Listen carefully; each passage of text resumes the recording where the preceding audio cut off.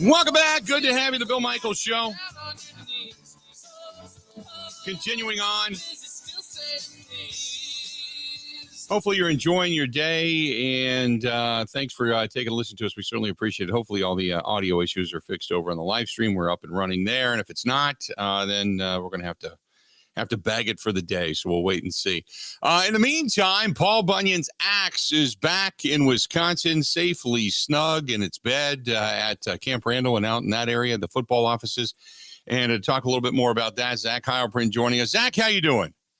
I'm doing fantastic, and I think the Axe is probably doing pretty well, too, because it didn't have to sleep with PJ Fleck like it has in the past. It just ended up back in the trophy case where it belongs. That thing deserves some respect. It should not be sharing the bed with PJ and his wife like it did, I think, after they won it the first time back in 2018. And Luke Fickell even mentioned it. He goes, this one's going right back into the trophy case. I picture PJ Fleck using it as an oar to row his boat rather than an axe to chop down a tree. So well, and the funniest part of that celebration afterwards, at least in my opinion, is Wisconsin going to midfield. They did it back in 2019. They did it again on Saturday, and they row the midfield M with the axe, and you can hear him saying row with the axe on the Minnesota M at midfield. It is very, very disrespectful, but also absolutely hilarious. Yeah, it's a nice feel. It was a good weekend. I mean, Packers got an impressive win, and I'll tell you this, it was watching that game. I thought, oh man, it's too close, and you don't want to lose a close one, and then it's like the seniors just stood up and said no. And it was, I tweeted it out. It wasn't like this impressive whoop your ass win. This was just a gut win, wasn't it? It was a gutty win, but it was also, I look at the drive. Minnesota goes up 14-7, right? And you're like, all right, well, there's 4.5 minutes left in the half. What's Wisconsin going to do? They only had one drive that really went, and then they took off. I mean, they get the 4 plays, 75 yards. They had perhaps my favorite play of the entire year on that drive. They've run the quarterback draw so many times this year, and this time Tanner Mordecai fakes the quarterback draw, pulls up, Braylon Allen runs right by the linebacker who bid on the fake, and they toss it right to him, and then you get the Pauling touchdown. Like, that drive kind of just set off what the rest of the day was. I mean, they scored 21 straight. Minnesota really, truly never challenged the rest of the way. It wasn't a blowout, but it also never felt like it was in doubt in the, after Wisconsin went up 14. I think that was early or late in the third quarter. That fourth quarter was all Wisconsin too. They get a couple turnovers. It was a beating. I mean, you look at the final stats, it was like 412 to 280 something. Yeah. Wisconsin had 267 yards on the ground. They battered them. them. So I think it was not a blowout by any shot, but they took it to them in both the trenches. I like the fact that don't get me wrong. I mean, you want to see the offense do well. You want to see Tanner Mordecai do well, and you can go on and on. But I like the fact that the defense just kind of won the game. They won it in the trenches, man. They just the stuffing, the run, pressure on the quarterback, and what was most impressive was they kept setting the edge and not allowing stuff to get outside that they had done before. And I thought that was one of the more impressive. It's just a nuance. It's just one of those things you look at and you go, it's not going to show up statistically, but you can see it. You can see where they're trying to force the ball. You can see what they're trying to do. And I thought the defense did a hell of a job. Well, I mean, the biggest difference between the two teams here on Saturday was the offensive line play. I mean, Minnesota's offensive line did not hold up against Wisconsin's front, right. And Ethan Kelly-Kamanis paid the price. He was on his butt a lot. Tanner Mordecai was not at all. He did not get sacked. Minnesota had 2 tackles for loss. It was as impressive a performance by the offensive line that they've had this year. Now, again, Tanner Mordecai's legs help that. If there are situations, and he certainly was able to get out. I think he ended up with 69 yards rushing. The legs of the quarterback certainly play a role, but he barely got touched, and Kelly-Kamanis got knocked out of that game. Like the last time we saw him, he was needed help to the sideline. Wisconsin battered him, and I mean, they dominated in the trenches, and that has not necessarily been the case against Minnesota in the last few years. It's one of the reasons they lost. Also, the pass defense was 10 times better than it was last year. Kaliakmanis had over 300 yards passing, had 167, I think, on Saturday. They turned them over twice. They get the interception late. It was that defense obviously got off to a bad start. They may be the worst first quarter defense ever in Wisconsin history, but they figure it out. And defensively in the second half, Minnesota didn't do anything. And that was the same case with Nebraska in the second half the week before. So now, is there where are they going? Because they're bowl eligible, obviously. Yeah. Where are they going? Do we know yet? We don't. We'll find out after the college football playoff how that all plays out. How many Big Ten teams get into the New Year's Six bowl games? Obviously, we think Ohio State will get in and Michigan will get in, even if they lose. And if Iowa wins, then they're gonna be in the New Year's Six as well. Can Penn State get in there? If so, I think Wisconsin probably ends up in the Music City Bowl, something that they haven't been in since 2003. Like it's been 20 years. Now, if Nashville's great. I was going to say, if you follow, are you going in? Because in my years with the Packers, we'd gone into Nashville, and everybody always says, "Hey, did you do this? Boy, how did you enjoy?" I've never seen Nashville other than at a steakhouse and a hotel and a plane. That was it. Yeah, no, it depends. I mean, it's so tough because it's right around Christmas, and so I'd probably go down there on the 27th or 28th, games on the 30th. I don't know how much I would get done in Nashville itself. I have been to Nashville. My family's from Tennessee, so I've been down there and in the Opry and all that good stuff. So I've done that type of thing. But Nashville's a great town to go to, and there's a ton to do, and it's all about the media when it comes to bowl games. It starts with ME, right? It's all about me. Yep. And those are for me, that's what those bowl trips are about. It is all food, comfort, food. That's the way it goes. Well, that's all it is. Different kinds of comfort too, right? It's about whether it's Southern comfort or whether it's beer or whether it's different kinds of alcohol, that type of comfort. Yep. No, completely agree with you. So now let's go ahead and take a look into the portal. What is this team going to do come the offseason, do you think? Well, I think we saw a smaller number of guys leave last year than I was expecting. I think we're going to see a bigger number this year. I think they added 15 guys in the portal last year. I think that they'll probably add about the same. Now, if Luke Fickell doesn't want to build his program that way, but I do think that they're going to have to fill some holes. And the biggest deal is the quarterback. Do they think Braden Locke is the future? Because we saw on Saturday and we saw these last 2 weeks how important a running quarterback is in this offense. Mm-hmm. Tanner Mordecai's legs, huge part of what they did these last 2 weeks. That's not Braden Locke's game. The guys behind him, whether it's Nick Everett, Miles Burkett, or Cole LaCrue, or the incoming kid in Mabry Matire, they all can get out and run a little bit. That is not Braden Locke's game. If they don't feel those other guys ready to step in and play right away, and they do think that they need to have a little bit of mobility at that position, well, could they go out and add from the quarterback, or could they add from the portal at quarterback? I think they certainly will kick the tires there. That to me is the biggest thing to watch. But they have needs. I mean, they have needs. Let's be fair about it. Needs a lot of places. Running back.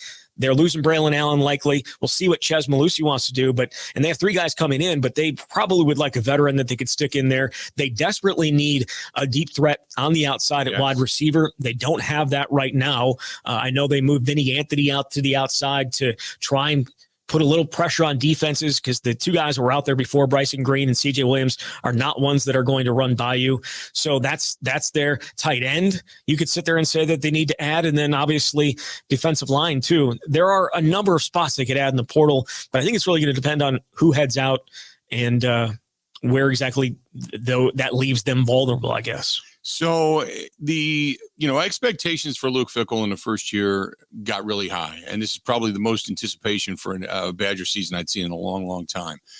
I know it didn't meet the expectations or maybe the hype, but give me your thoughts on the level of acceptance for the first year of Luke Fickell in the regime. Yeah, so the Zone the morning show put out a tweet this morning asking, what grade would you give the Badgers this year in year one? And it was A, B, C, D, or or A, B, C, D. You only get 4 choices. And I went with C. I mean, maybe I would go C minus. Look, Bill, expectations are one thing, but they were a good enough team talent-wise to win the West. We saw what won the West. Mm-hmm. Iowa, it was Iowa. And yes, they went 10-2, but their margin for error was so small because of what they had going on offense, even though Deacon Hill, amazing quarterback, amazing arm strength, amazing everything about him. Love everything about Deacon Hill. But they had an opportunity there. The schedule's never to be more perfect, and they went 7-5.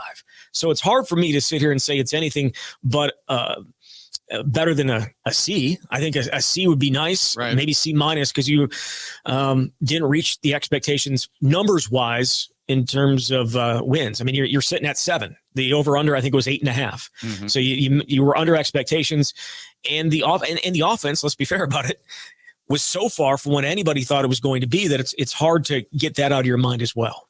So, and I would kind of agree. I don't know. Maybe I agree with you. They should have won the West. That's 100%. I am on that same page. I just don't know if after watching what we watched last year, and changing offensive philosophies, changing your defensive coordinator, I don't know if it was fair to expect 9-10 wins and this thing to all of a sudden just look like this runaway juggernaut. I don't know if that was fair or not. You know what I mean? I would agree with that. And then I think about what they said. You know what I mean? Like championships, yeah, right. So right from the moment that they hired him, I remember it was about this time last year that we were sitting there and listening to Chris McIntosh and Luke Fickell, and what are the expectations? We expect to be playing for championships. And the only thing they're going to be playing for a championship of is the Music City Bowl or whatever bowl game they go to. That's the only trophy, non-rivalry trophy they're going to get this year. That to me is not meeting expectations that they set for themselves. So I've always said, if they're going to hold themselves to these expectations of winning championships, why can't we? And so that's where I'm at when it comes to that. So it's whether it's we should have expected it or not, they expected it. They didn't reach their goals, and I think it's okay to hold them accountable for it. Yep, no doubt. Always good, Zach. Let us know if you're going. You know, I and here, you know from being down there, do not tuck your jeans into your boots. Just so you know, you look stupid. Don't do that. You look like a novice, man. Just if you're gonna wear the boots, wear the jeans over the boots. I appreciate the advice. I hadn't even thought about that, but now that I have, I'm on top of it. I did a small stint in country radio. Never made it to Nashville, but a small stint back when the Garth Brooks shirts were hot. That was the half collar, the tab collar, and they had like all the crazy patterns on one side and straight whatever on the other with the colored sleeves. I look like an idiot. It did, and then you never ever tuck your pants into your boots. Good stuff, buddy. I appreciate it. We'll talk to you soon. All right, sounds good. Sounds good, Bill. Thanks. Zach Heilprin joining us for a couple of minutes, talking some Badgers on a Green and Gold Monday, and the Packers get a win. We coming up in the next hour, we're going to talk with Eric Baranchek at the Green Bay Press-Gazette. We're going to chat with him about all of this. As will the real Green Bay Packers please stand up, because that was a team that I tell you this, I did not recognize. It was a pleasant surprise, but I did not recognize them. Speaking of a pleasant surprise, coming up on December 8th, it is a Christmas/rock concert coming up at Smoke on the Water. We're going to be there on Friday night and Saturday night. They have it going on as well. Now, we're going to be there on Friday night, December 8th, but if you want some tickets, I think they still have some available. And you get a champagne drink when you walk through the door. You get a couple of cocktails. Beyond that, you get heavy apps all night long for one price, plus the music, obviously, that goes along with it. It's Smoke on the Water, BBQ Okachi. Smoke on the Water, BBQ Okachi on Okachi Lake. Joe and Ellen Hennis are also then going to donate a portion of the proceeds to Fisher House, Wisconsin. That's one of the reasons, the big reasons we're going to be there. So if you're looking for something to do, getting into the holiday spirit, that is going to be it. That's our friends from Smoke on the Water. Don't forget they have Sloppy Joe's on Hubertus, in Hubertus as well. But Smoke on the Water, that's where we're going to be coming up December 8th. And then they have the concert that again plays on December 9th. So either night is available if you want to go. But like I said, I think it's like $75. You get a champagne drink, a couple of drinks, some food all night long, and obviously the music and such that goes along with it. It's going to be a great time. Smoke on the Water, BBQ Okachi over on Facebook. Covering Wisconsin sports like a blanket, this is the Bill Michaels Show on the Wisconsin Sports Zone Radio Network. Everywhere you look, from groceries to utilities to gas, prices keep going up. Pella Windows and Doors of Wisconsin can dramatically help lower your energy costs year-round by replacing drafty windows and doors in as little as 6 weeks. And now you can save even more by taking advantage of no interest and no down payment for up to 36 months when you order by November 30th. Bring the love of Wisconsin's outdoors in through the beauty and quality craftsmanship of Pella Windows and Doors. Whether you're updating or upgrading the look and comfort of your home, Pella has extensive lines of customizable options to meet your needs and your budget. Replacing drafty windows and doors can dramatically lower your energy costs. Pella Windows and Doors of Wisconsin offers some of the most energy efficient windows in the industry. 0% interest and no down payment for up to 36 months when you order by November 30th. Set your free in-home consultation today at PellaWI.com. Certain restrictions apply. See showroom for details on ends 11/30/2023.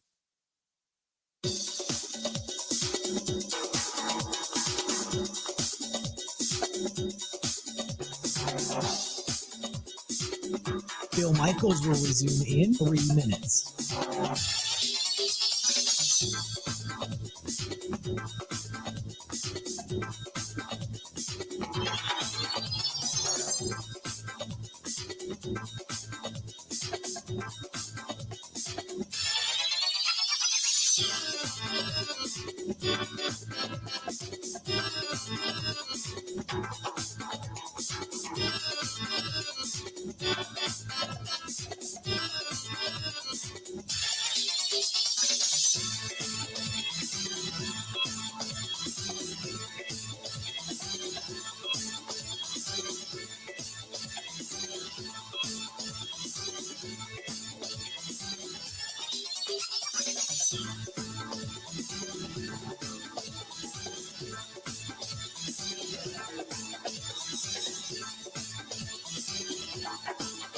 Bill Michaels will resume in 2 minutes.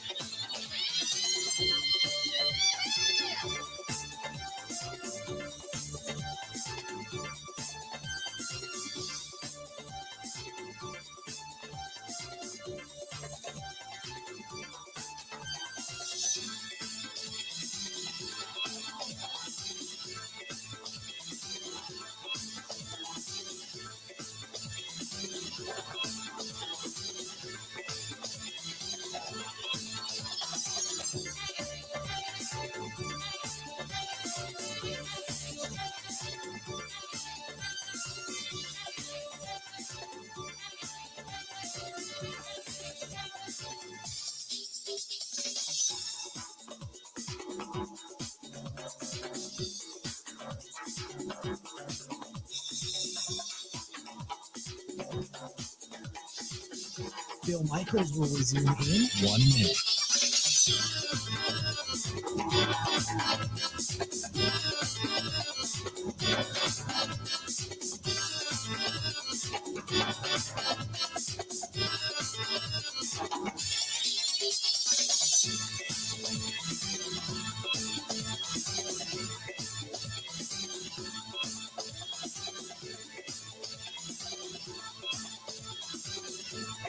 Bill Michaels will resume in 30 seconds.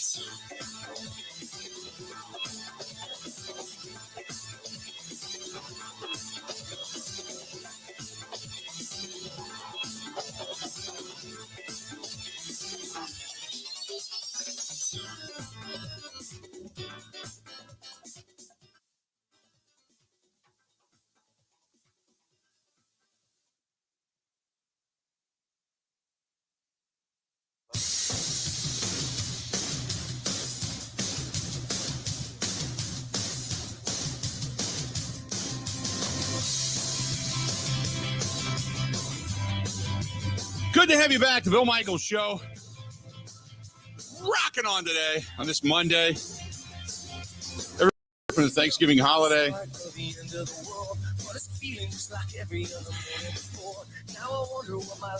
Bears against the Vikings tonight. And you got to root for the Bears. Hate to say it, but you do. Packers one game back of the Vikings, so you're kind of rooting for the Bears tonight. Can't. It's hard to bring myself to do that, to root for the Bears, but in reality, that's what you got to do. The Packers are going to face both of them down the road anyway, so it is what it is. But in the selfishness scheme of things, you're not watching this game tonight with a passing interest. You have a little bit riding on this. So there you go. 877-867-1670. You want to hit us up? By the way, we got, like I said, coming up in the next hour, we've got our guy, Eric Branchek, going to be joining us. Mike Clemens going to be here the final hour of the show, as always. For the next half an hour, going into the top of this show, of the next hour, I want to know, do you think the Packers just had a hell of a game where it all came together? Do you think this is like trending in the right direction? Obviously, we've seen a couple of weeks prior to that started to trend upward. Do you think it's all coming together? Has it changed your mind at all? Or do you think, still holding my breath? But I'll tell you this. I mean, between Jordan Love played so much better, and we saw some things that we had not seen consistently from him. We saw some decisiveness. We saw more communication with his wide receivers, which I think goes back to the wide receivers that Mike Clemens had last week when he had a really good interview with some of the guys talking about how they kind of got together to say, hey, we all need to be on the same page. It's not just the quarterback and them, it's them being on the same page. Just things overall looked better. I think the play calling was better. Defense showed up. Want to talk about it all. Is this the progression? It's trending in the right direction? Do you think this is a playoff-bound team, or do you say, I'm not quite there yet? We got that coming up. Stay tuned. Hey, if you're looking for really fun entertainment, the ICHC, the Irish Cultural Heritage Center, they got it going on all throughout the month of December, into January, February, even into March, right before St. Patrick's Day. Go to ICHC.net. That's ICHC.net. Get a hold of our buddy Corey. It's good stuff. More of the Bill Michaels Show next.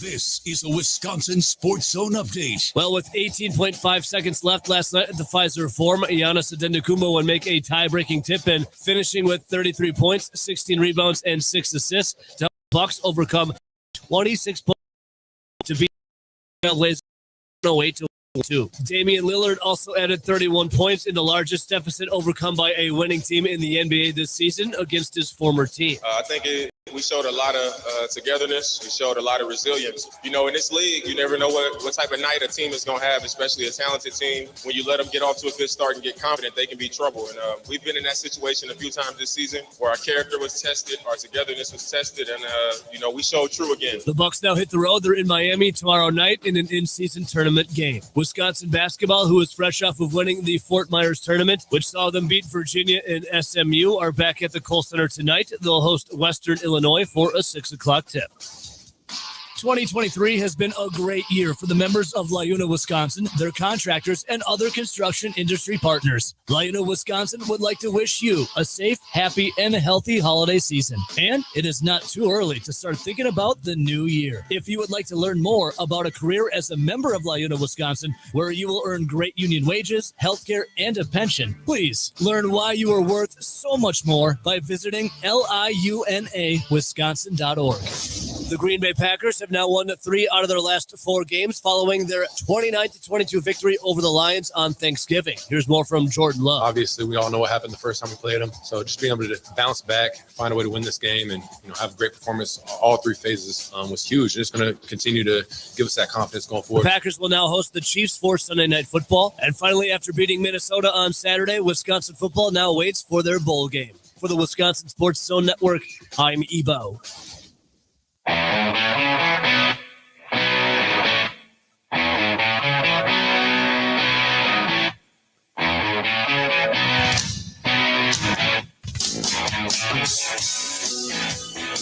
It is hour number 2 of the Bill Michaels Show. Good to have you today. Holiday spirit now in full tilt. We're not even into December yet. On the 27th of November is where we sit today. But hey, we're going to be into December by the weekend. And then the rush is on for all the holiday gift giving and shopping and parties and nogging and all that kind of stuff. So, good stuff. Good stuff. Good time of year. Always look forward to it. 877-867-1670. If you want to find us, that's the phone number, 877-867-1670. If you want your voice to be heard, you can hit us up on Twitter at Bill_Michaels, at Bill_Michaels. You can also find us over on, you can find Grant at Wisco Grant. You can find us on Instagram, The Bill Michaels Show. 3 words, put them all together over on Instagram. Same thing over on Facebook for Facebook.com/The Bill Michaels Show to watch us over there on Facebook Live. You can see us on YouTube every day. Every day the show is on YouTube when I'm here. Go to youtube.com/Bill Michaels Show. youtube.com/Bill Michaels Show. You can find us over there as well. And watch the program on YouTube. Same thing on Twitch TV, on Kick TV. You can find us on LinkedIn TV. You can find us on Twitter TV, all that kind of stuff, the link there. And then email the program, thebillmichaels@gmail.com, thebillmichaels@gmail.com. And then you can track us down on the website, same thing. And The Zone Madison, The Zone, Z-O-N-E, The Zone Madison is our app. And you can also find us after the fact on Spotify, Apple, iTunes, and Google Podcasts. I cannot believe the amount of people that actually are from, we were in Rhode Island over the weekend, as you know, and I can't believe the amount of people that are either East Coasterners that have an affinity for the Green Bay Packers or people that are transplants from Wisconsin that have moved there. We ran into so many people that were Packers fans. It was really cool that listened to the program. And I mean, we get a lot of analytics. You can see where a lot of people come and watch the program from and listen to the program. But it was just really cool to meet more than a few people. I mean, to be walking through certain areas and to be, recognized and people saying, hey, I listen all the time. I'm a Packers fan. And, it was really, really cool. Really cool. We sat I was telling you during the first hour that we went to a bar, and I think it was called Finn's. It was Finn's was the name of it. It was Finn's, and it was in East Greenwich. It's right on the bay. And we sat yesterday and watched football. We had a lot of time before our flight, and we went to Kristen. Kristen's dad had used to own a restaurant. We went to the restaurant for lunch, and then we just had time to kill. So we went down to this place in East Greenwich and sat on the bay in the harbor area and watched football yesterday with Patriots fans and Steelers fans and Bengals fans, because those were the 2 games that were on. And it was just interesting not to have a rooting interest, but to listen to everybody, especially with the East Coast accent, complaining about their team and about Belichick and everything, and it's like, just get rid of the name of the coach and get rid of the name of the team. And you could just, if fans are fans, it was a lot of fun. It was something where I could just sit back and realize, but there was a gentleman there that was a Packers fan and did one of those, aren't you? Yes, thank you very much. It was a fun time. We had a really, really good time. It was a great trip. Hopefully you enjoyed the pictures. I tried to post as much as I can. I think I still have another photo dump to do. But if you watch us on Facebook or if you check us out over on Instagram, I tried to post there as much as I could. But we had a great time. We went over to Newport. We were in God, we were in Newport. We were in Rhode Island, over in the Bristol area. We were in Pawtucket. We were we went to Boston for the day on Saturday. And yes, we made it to the North Hill, the North Hill, and had a great time. Did the Freedom Ride where Paul Revere, you follow the bricks where Paul Revere did the famous ride, and went over to Regina's Pizza, although Regina's Pizza was completely packed. You couldn't even get in there. But as we did a couple of years ago, we just decided to walk up and down the North End, and which is, for those that don't know, the North End is like Little Italy. And there is some, people with broken noses that run those places. And we just went from place to place. And we had a glass of wine, or we'd have a beer, or we'd get an appetizer. We got some calamari, and we got a couple of different things, got some meatballs. And then finally, at the end of the night, after you walk about, 5, 6, 7 restaurants and bars, we sat down and ate. And then we had a glass of wine before we hit the Uber and caught it back to Faneuil Hall, and then headed back after a day of hanging out in Boston. But what a great time. What a great time. So a lot of fun. And thanks to everybody that gave us suggestions. I mean, there was a lot of people that said you got to go to Regina's Pizza, and we really wanted to. I got a really, really, really cool picture. It almost looks like it's a painting of right out in front of Regina's Pizza. And we didn't get in. The line was, first of all, I love pizza. Don't get me wrong. There is not much that I would stand in 20 degree with winds whipping through the alleyways that I would stand in an hour-long line outside to wait for. Pizza is not one of them. I'm sorry, but I wouldn't do it. I love Gino's and I love San Giorgio here in Wisconsin, but I wouldn't do it. I don't think I'd be standing outside for an hour waiting to get in. But we just kept walking and found cool places, and that's the way it was. In the meantime, the Green Bay Packers, they found their way. All of a sudden, man, it's like the switch was flipped. So do you believe that the Green Bay Packers have found their groove? Do you believe that the Green Bay Packers are now a team ascending? Do you believe that this team is going to find its way into the postseason? Do you believe that? Do you believe that? Jeff says, I'm not sold yet. As you say, one game does not a season make. Shane says, Packers not quite there, but progress and growth is all you can ask for at this time. Hopefully they can hit on some of the O-line draft picks or free agency to come progressively through the next season. Tom says, whether you like or not Green Bay, whether you like it or not, Green Bay Packers are in a growing year. Love has the same record as Rodgers did on the first stop, Tom. The whole Rodgers comparison is dumb, and you need to stop. Anybody, I see that popping up everywhere as if you're going to say he's the next Rodgers. So let me ask you this, and I said this the other day. It's a statistical analysis. That's all it is. But it's different players, different people, different coaches, different schemes, different everything. So tell me at the end of the day, when you see that, what does it mean? And I want people to respond to that do this. What does it mean? So what? What does it mean? Does it mean that Jordan Love's really good? Does it mean that Jordan Love's on his way to a Hall of Fame career? Does it mean that Jordan Love's gotten lucky? Does it mean that the receivers around him are starting to grow? What does it mean? That I want to know, because it's the comparison that can completely. It was like I yelled at people when I said, don't compare Rodgers to Favre. He's not Favre.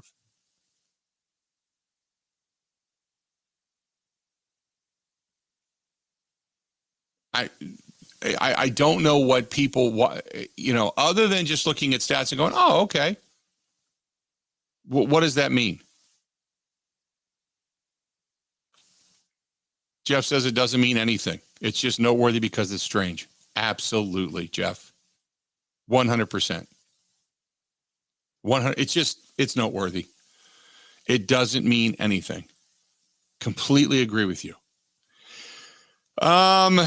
So let's see here. This one's from Sip, who says Seattle and Minnesota are better than us. We won't make it.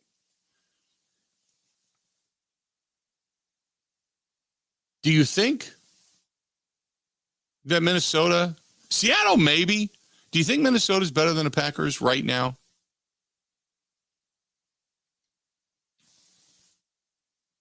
Sean says it means that Love isn't the bust that people have said.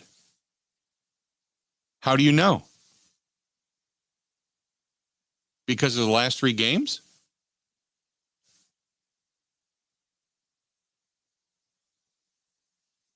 How do you know? It's again, it's not the same receivers. It's not the same line. It's not the same defense. It's not the same coaches. It's not the same scheme. It's none of it. So how do you know? It's the same thing that I said when I had an opinion on Love, but I said I'd wait and see. You know? And I'm going to wait and see. I'm going to wait and see. So we'll see. But you can get into the comparisons of many different areas. But I think just wait and see. The Rodgers comps, you asked what it means, Bill? Yeah.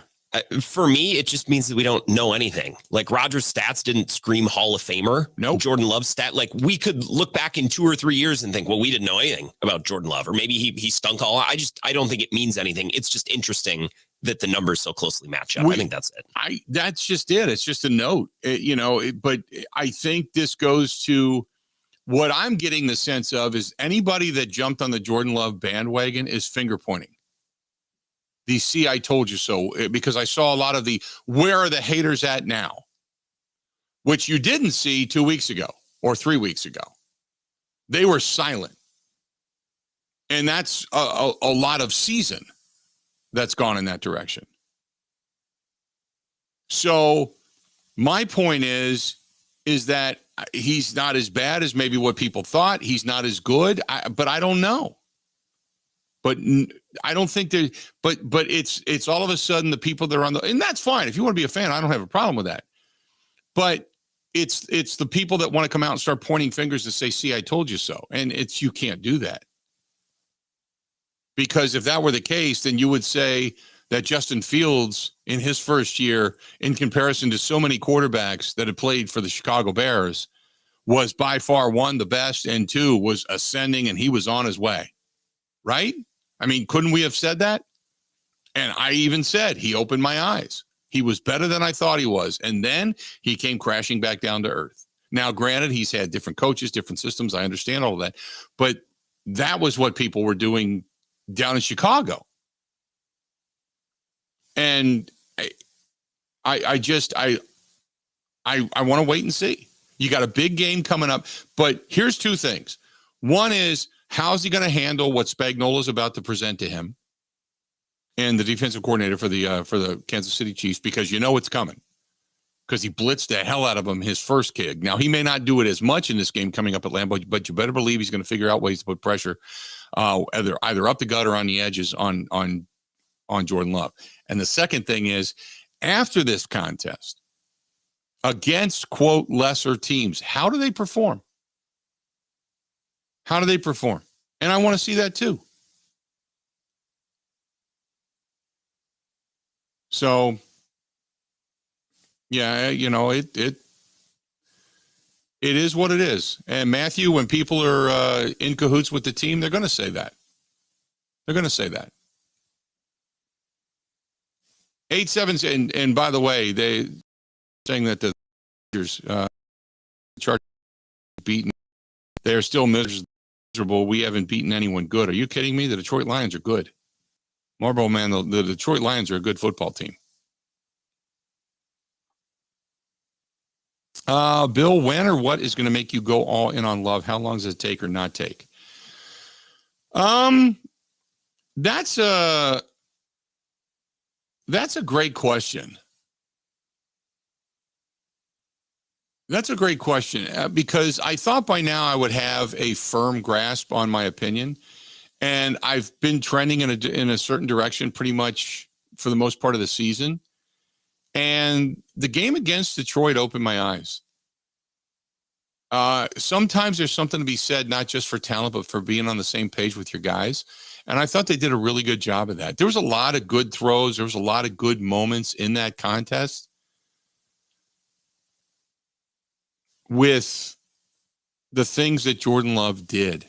both with his arm and his legs. And I give him all the credit in the world. He deserves it. Deserves it. And we've always tried to be really honest on the program, and much to the chagrin of some people who are just all in on one way or the other. But if he plays well, we're going to say it. If he plays poorly, we're going to say it. It doesn't mean you're hating or bashing. It's the truth. Otherwise, we'd be hypocrites. So give him credit. But now you want to see, okay, can you continue to stack success? Played pretty well against Pittsburgh. Played better against the Chargers. Played really good. Played really good against Detroit. So now you see if you can build on it. That's kind of where I'm at. 877-867-1670. Is this now, in your eyes, a playoff caliber team? 877-867-1670. That's what I want to know. That's what I want to know. Hit us up.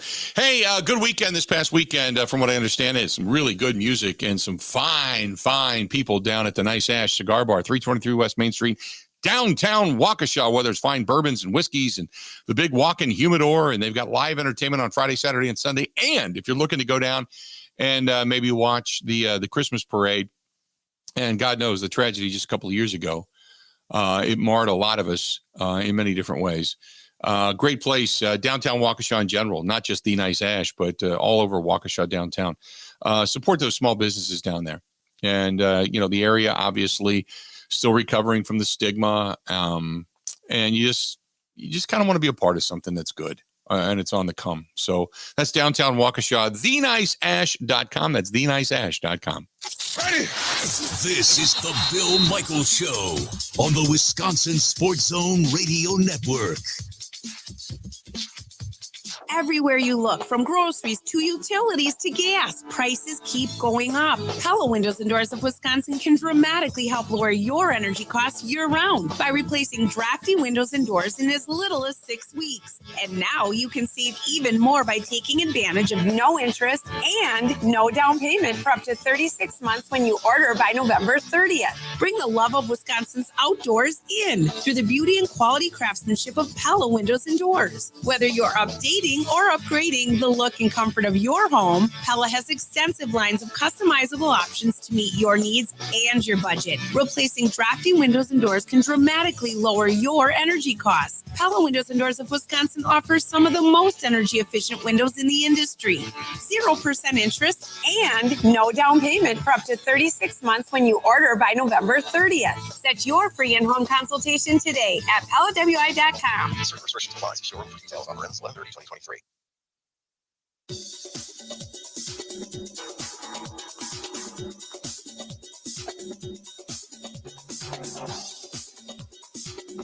Bill Michaels will resume in 3 minutes.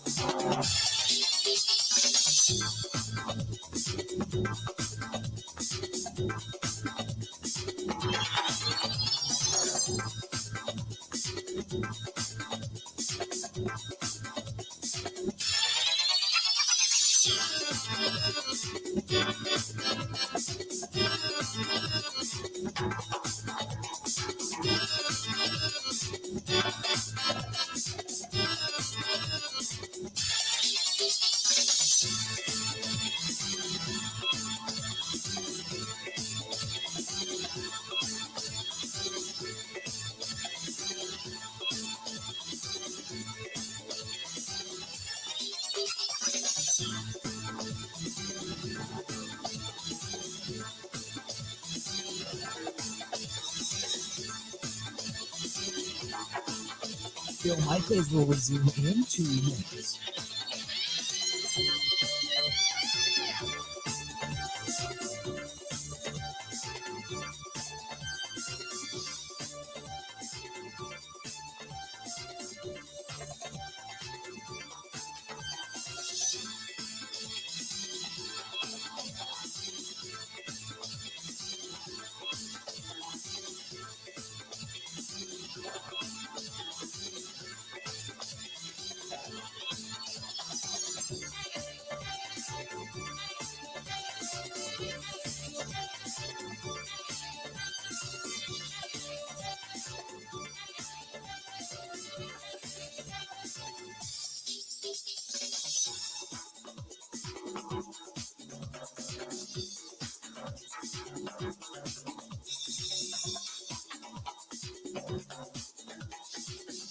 Bill Michaels will resume in 1 minute.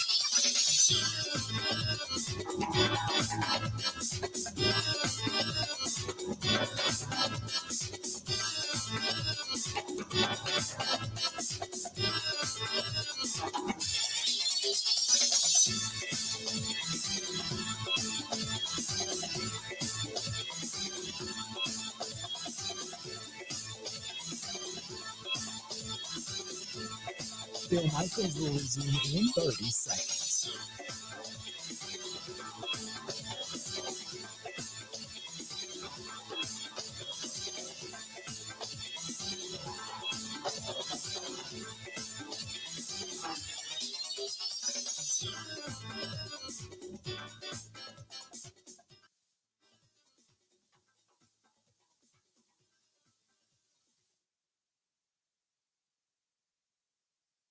You got to hit it, bang it, rock it, put it in the pocket.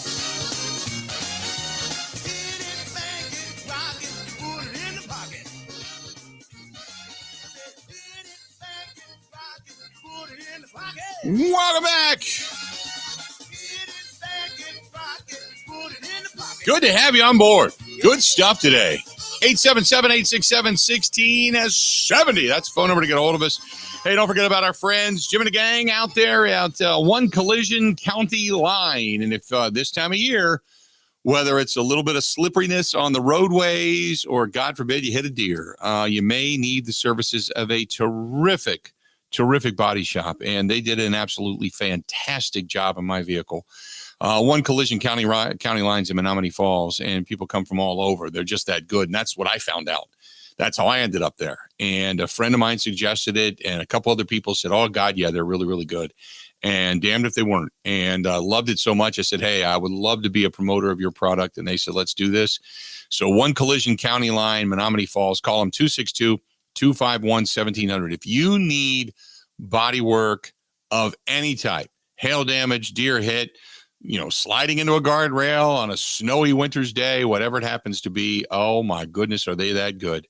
And it is hard to match gray silver fleck paint, and they did it. And I know I worked in the business coming out of high school. It's tough, but they matched it perfectly.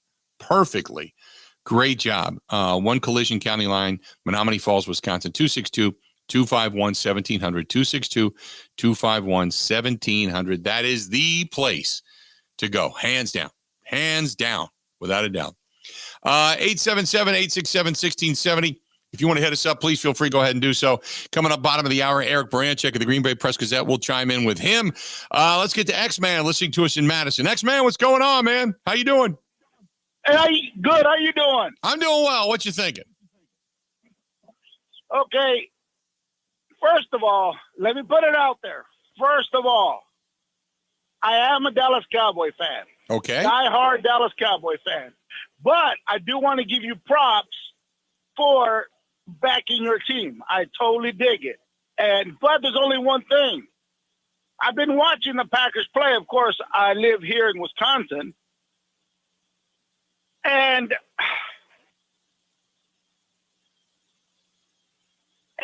to me, it seems like every team, 32 teams, every team has bad games, bad days. And it seems like that's the only time that Love can really get a win. Because just like you said, he did great, and then he just blows it. He does great, and then he just blows it. Even, I'm a Dallas Cowboy fan, like I said, Dak Prescott, he has not even, with all those wins we have, blowing them out of the water, until he can truly win with a great team, he'll never be a great one. And to me, the way I see it, because I can look at it from the outside looking in, where you guys look at it from the inside looking out, that he has not, everyone that he has won against just had a bad game. It was just, wasn't in the cards for the other team.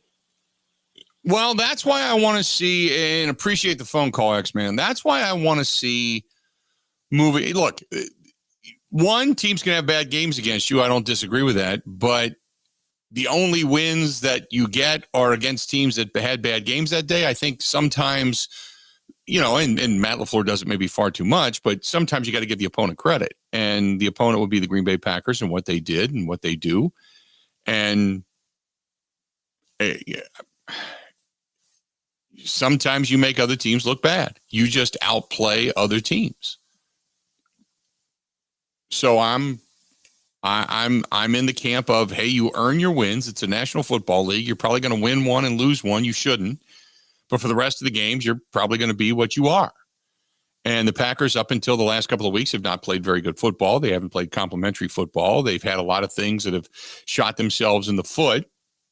They have not been able to extend drives. They've had, pre-snap penalties. They've had dropped passes. They have had missed tackles. Everything that could go wrong has gone wrong at some point this season. And then you throw in the mass amount of injuries and you say, okay, man, this team has endured quite a bit. And yet they still were able to beat a really good team in their house on an incredibly special day, that standalone traditional day. So I give them all the credit. But I'll agree with you in the sense that I don't know specifically what they are yet. Let's see them play the Chiefs. Can you back it up? And then let's say you play really well, but you still don't win. Okay, we can live with that. But do you then take that playing better and put it against teams that are lesser than you and win those games? Because that's what I'm expecting now. So there's still quite a bit of football left to be played. And I go with what Grant Bill said. I don't think we still really know. I think we've seen glimpses. And that's great. You need to see it on a week in and week out basis. So let's see what next week holds. We don't know what Jordan Love's going to be next year or the year. We don't know where this team is going to end up. But what games like this do, Bill, I think, is they help us set our expectations. With every week, I get more confident that Jordan Love is not bad. Okay, his floor is going up. And games like Thursday, I also think, okay, maybe his ceiling is also going up. How good does he ultimately end up being? I don't know. But with every week, I'm getting more sure that he's not bad. Right. And I'm getting a little bit more sure that he maybe could be good or maybe could be good. We're shifting our range of outcomes up with every game like this. I think, like you said, the floor is coming up. And I think that's where we're at. And rightfully so. No problem with that. But I'm not going. I didn't say he's terrible, needs to be drummed out of the league. And I didn't say he's the best thing to ever come into the league. I'm just kind of waiting to see. I think that's where we were a couple of weeks ago. Let's wait and see. Is it trending in a better direction? Hell yes. Big time. Let's go to John listening to us in Atlanta. John, how you doing, man? What's going on? Hey, good. How are you guys doing? Doing well. What you thinking? Good. Yeah, along this topic, here's my take. I don't think we expected that type of accuracy from Love. That game, and I know you've doubted that accuracy. I have a little bit, but I don't think he could have played a better game accuracy-wise. Right. Yeah, the one deep ball, Watson had to come back at it. That's your average NFL long deep ball. Not everyone's in stride. So even there, he was okay, a little better. But his accuracy was spot on. The played a more accurate. So at least we saw that. I think that's a massive building block. And it helped that Hutchinson was obviously at that day. But I mean, that to me is a huge positive. And he didn't do anything dumb. He rarely does dumb stuff. And to me, that shows something solid too. But here's my take on Love. Honestly, I think organizationally, looking at the last 30 years, I honestly feel we mishandled two Hall of Famers on a couple layers. So personally, Love, honestly, if he's a top 10 quarterback, I think organizationally we'll actually be team. And I say that for two reasons. We're not going to be. Secondly, I just think organizationally we're not going to rely on that one guy. That's what we did with Favre. That's what we did with Rodgers. And I guarantee because we relied on those Hall of Famers so much, that definitely prevented a couple bowls. You know, we lost on some free agents that would have helped those guys so much. I always think of Moss and I always think of Lynch. Two guys that would have came in with both of those quarterbacks that could have got us over the hump when we needed it. So that's why I say organizationally, I think you got a top 10 quarterback. And that last caller, the Prescott fan, Love's going to be better than Prescott. You can put that down right now. But I just think they'll do better. I think if Love's a top 10 quarterback, let's say 8th, 9th, 10th in the league regularly, kind of like maybe a hair above Matt Ryan, I think organizationally will be a lot better down the road because you're paying less, plus you prevent the potential diva years. And when Favre and Rodgers got to the diva years, we didn't get anywhere. You know, we got a couple NFC championships. We got boat race, but I mean, I just think I don't want him to be a Rodgers. So these comparisons, I think, honestly, are just to, I guess, remind us that he's an NFL quarterback. But I don't want him to be a Rodgers. I don't want him to be a Hall of Famer. Right. I just want a top 10 quarterback that's solid, that stays away from the diva years. That can win you ball games. Absolutely. I completely agree with you. Appreciate the phone call. It goes back to, Ted Thompson kind of looked at Aaron towards the end of Ted's career and said, go win us games. And the same thing with Brett Favre was go win us games. Now they started stockpiling talent, Jordy Nelson and Greg Jennings, and you can go through the whole list of wide receivers. It just seemed like at times, and, there were some unfortunate things that happened, obviously, with, the injury to Nick Collins, the injury to Jermichael Finley. You had, B.J. Raji calling it a career. You had the purple drank going on there for a little while. Don't forget, you had some offensive defensive linemen that came and went. But you really do. I mean, to win a championship, you need to fortify things. You need to get some young up and comers. You got to be able to draft, and you got to be able to fortify it with that guy that's going to help your defense or help your offense the way that Reggie White did, the way that Charles Woodson did, obviously with good quarterback and good quarterback playing and being able to supplement a lot of the other talent around him. You can't just win it with a guy. And I think that was kind of the thought down the stretch that, well, as long as you got Rodgers, you got a chance, which is what we all said, right? And I think it was erroneous to just say, just with that chance to get there, like you're going to catch fire and you're going to ultimately win it. So maybe we bought in a little bit too much. Let's do this. We're going to step out, take a quick break. We'll come back and we'll talk to Eric Branchek of the Green Bay Press-Gazette. We'll get his thoughts on what went down this past Thursday. What went down this past Thursday as the Green Bay Packers knocked off the Detroit Lions in fine fashion at Ford Field. Stay tuned. More of the Bill Michaels Show coming up next. This is the Bill Michaels Show on the Wisconsin Sports Zone Radio Network.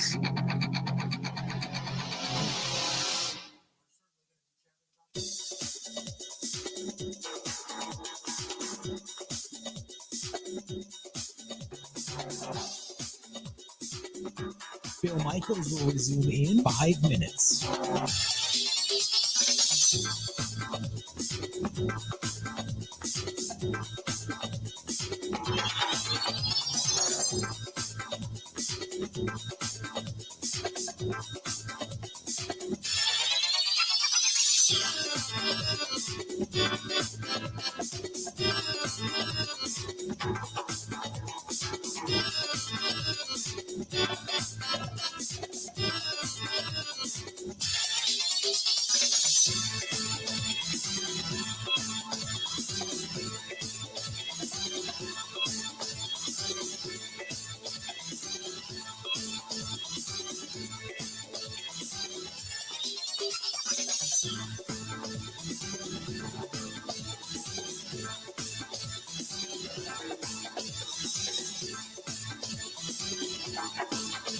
Bill Michaels will resume in 4 minutes.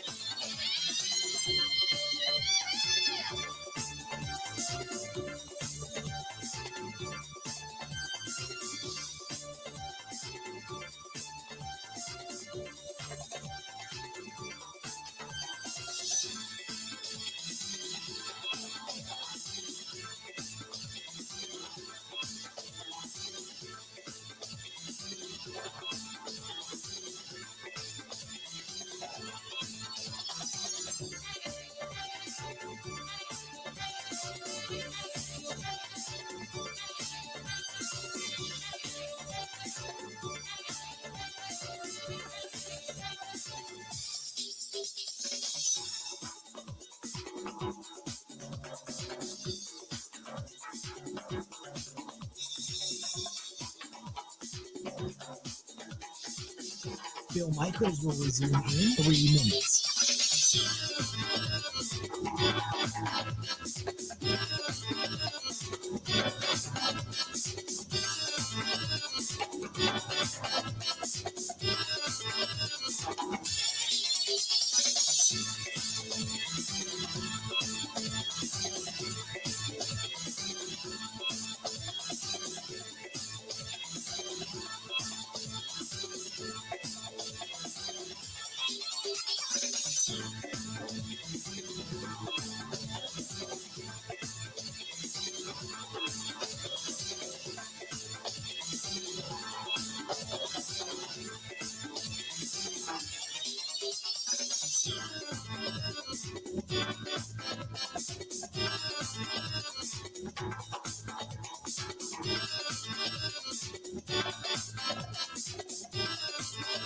Bill Michaels will resume in 2 minutes.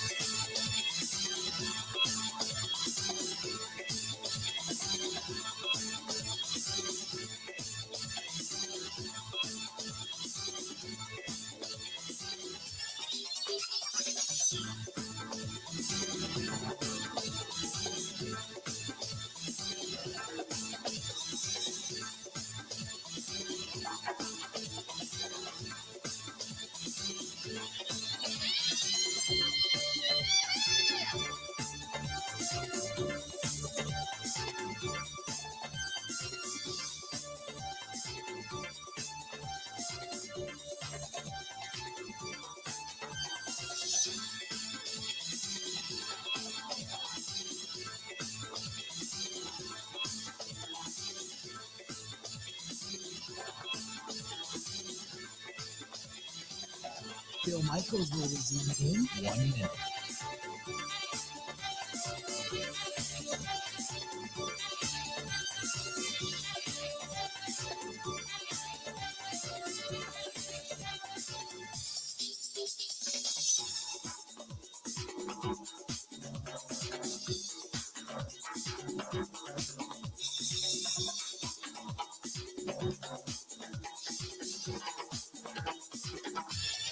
Bill Michaels will resume in 30 seconds.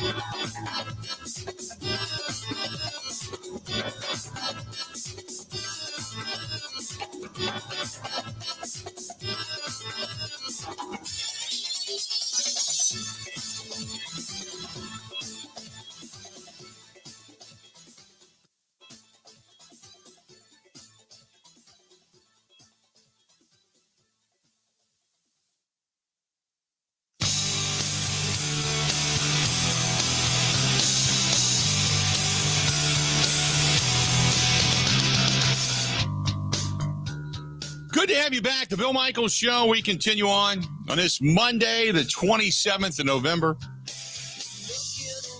Packers got a nice win on Thursday on Thanksgiving. In somewhat surprising fashion. And we talked about it. We said, could they do the improbable? And damned if they didn't. Talk more about it. Eric Branchek of the Green Bay Press-Gazette joining us on the hotline. Eric, how you doing, man? Did you have a good weekend?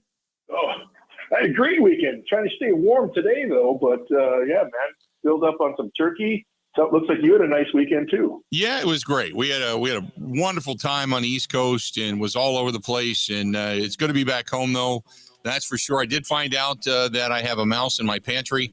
So I got to now go take everything out of my pantry and find out where the hell the mouse is. But other than that, I'm good. In the meantime, the guy that kind of stole the Thanksgiving cheer from the Lions fan was Matt LaFleur and Jordan Love. And give me your thoughts on that contest, because you and I have not really chatted or texted since that game. No, thanks for asking. It was kind of the culmination of what we have been seeing for the last 3 or 4 weeks here. Is you've seen some decent play from the offense, and most importantly, 0 drops. I believe. I think there's only 1 drop that I recorded, maybe 2, but I know for sure 1 recorded from the receiving group, and that is huge because those drops a lot of times happen on 3rd down, and drives are stopped. So how can you project what you would do if that guy catches that football? So it's a big difference, when you see the skilled players doing the things the right fashion, and all of the things that we've been seeing from Jordan Love. There's much of malign during that 4-game skid there where they were struggling a little bit, but you couldn't pin it all on Love. Certainly some of it, but not all of it. And what I really was interested for everyone to see, I think the viewership for that game must have been pretty high, but there was a lot of really great stuff that he put on video of what he can do as a quarterback. The angle throws, being able to throw at different arm angles to get around defenders, throwing on a move in the pocket a little bit, being able to sneak out of the pocket. And the other part was hitting the check down when the check down was there.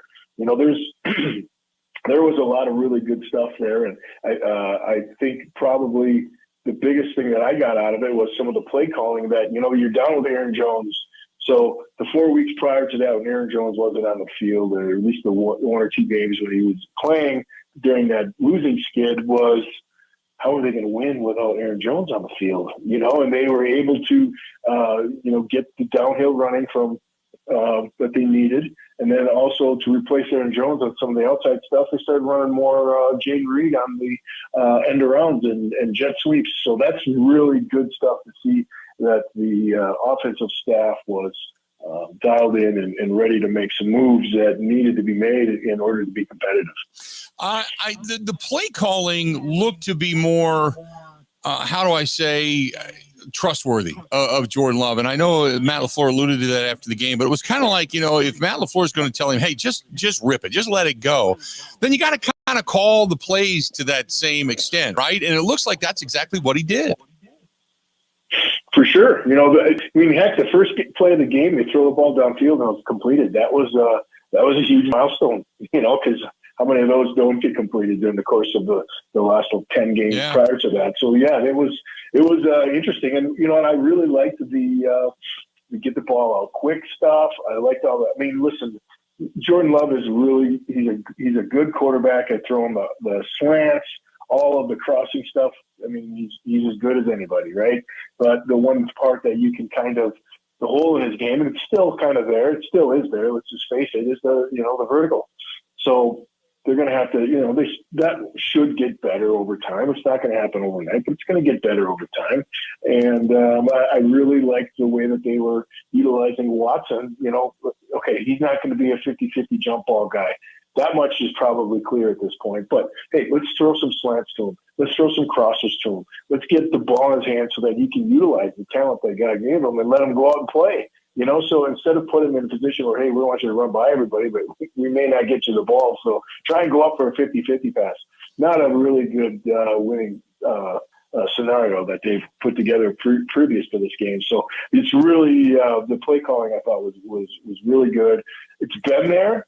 You just got to remember, even last week and the week before, there was a lot of drops that end drives, and those drives could turn into points at.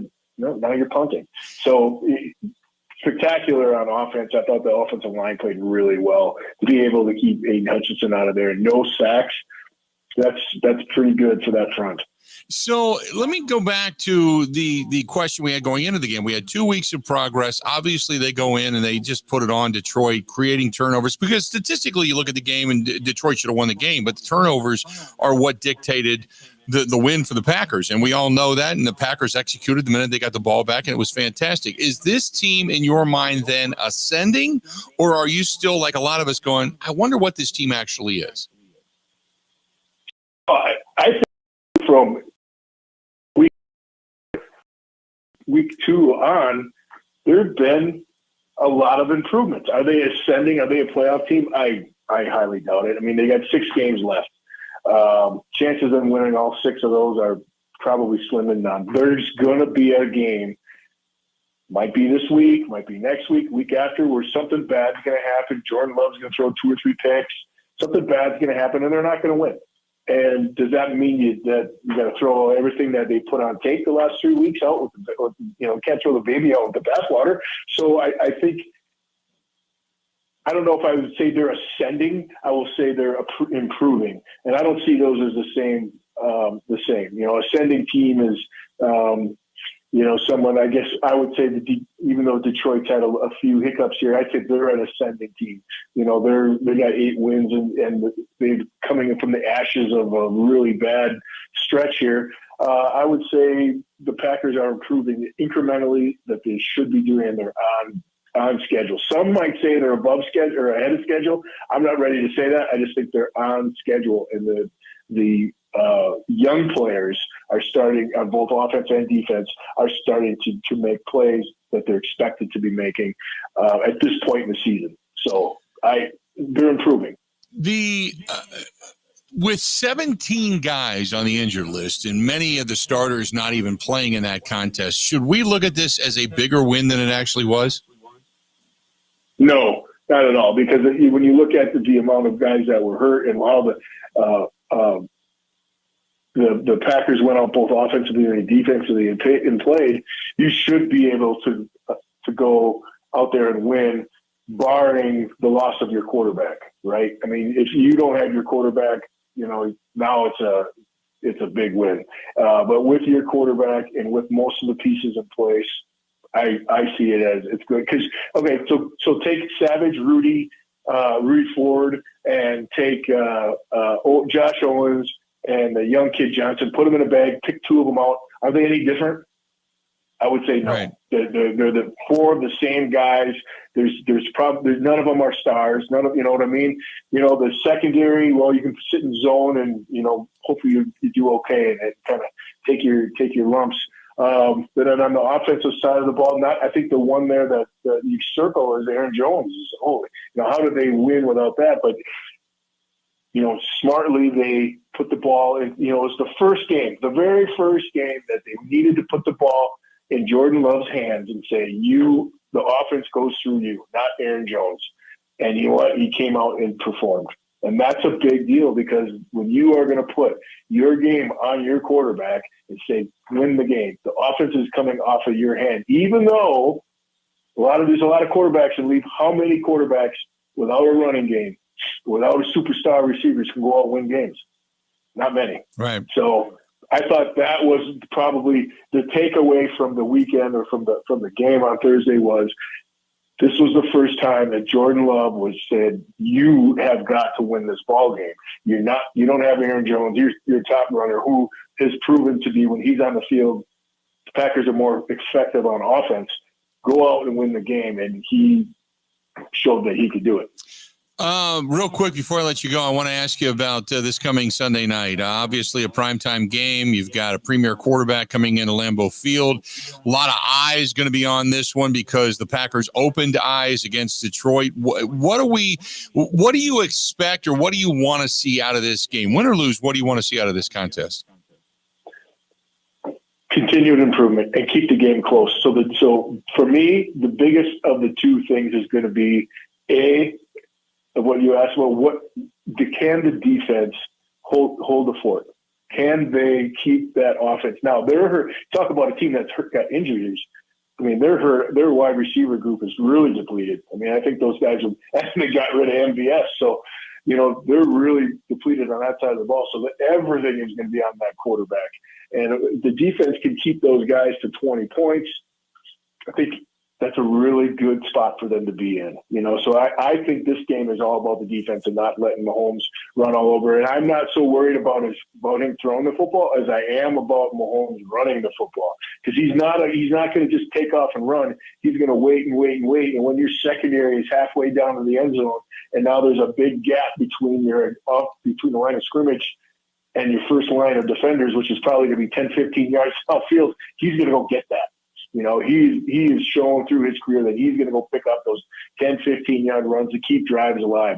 So that is, to me, is going to be the factor in the ballgame, is can they stop that habit? I'm not afraid of them throwing the football. I'm not afraid of them running the football. I'm afraid of Mahomes running the football in passing downs when the secondary is, on their horses and running backwards. Are they going to keep a linebacker or 2 linebackers at shallow depth to be able to stop that? Because that's what's going to keep drives alive. I don't think he has a strong enough receiving core. I don't think, he's got Kelsey, but that's about it.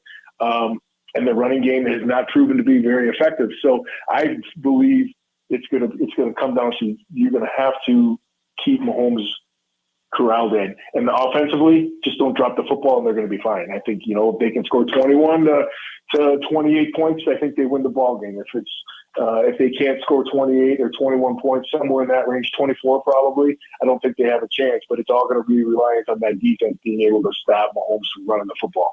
Eric, always good stuff, my friend. I'll see you at Lambeau coming up on Sunday night, and we'll talk again next week, okay? Yeah, rest up. It's a long ride home after that game. Yeah, no doubt. Appreciate it, pal. We'll talk to you soon. Be good. Thanks. All right, buddy. Bye-bye. There you go. That's Eric Baranchek of the Green Bay Press-Gazette joining us for a couple of minutes. Want to remind you, our friends at the Sunset Grill, they've got a good gift idea for you. They said, look, you purchase a $100 gift card. They're going to give you a $25 gift card for free.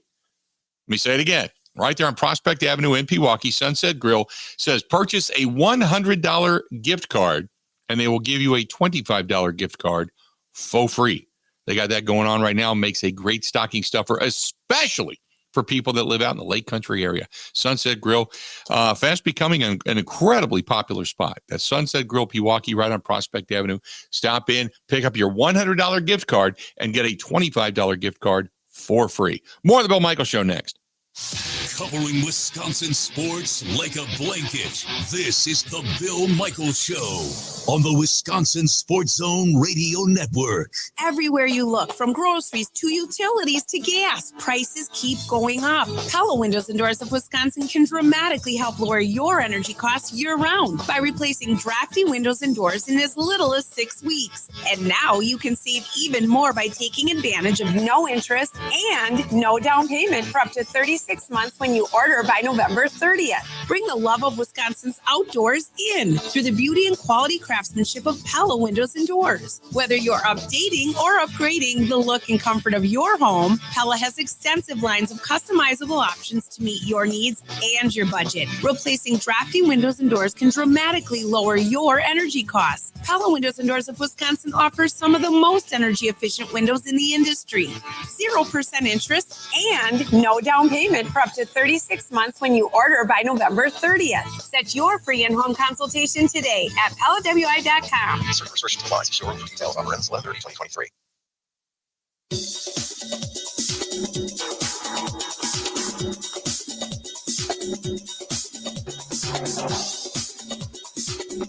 Bill Michaels will resume in 3 minutes.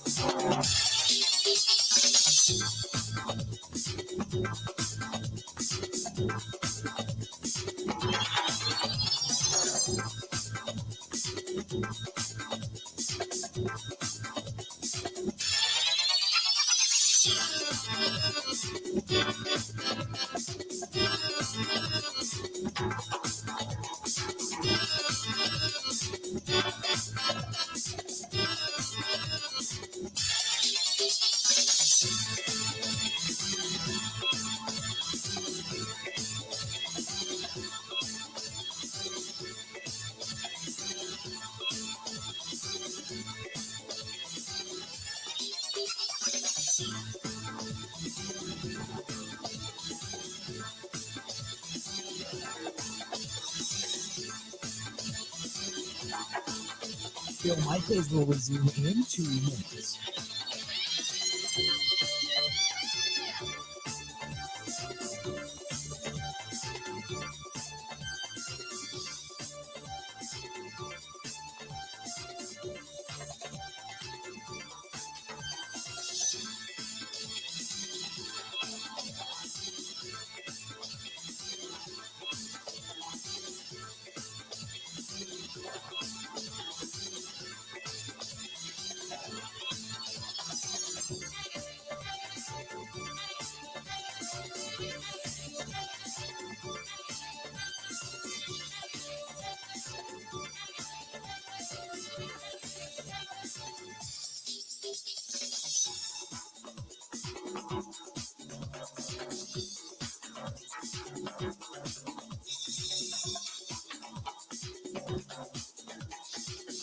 Bill Michaels will resume in 1 minute.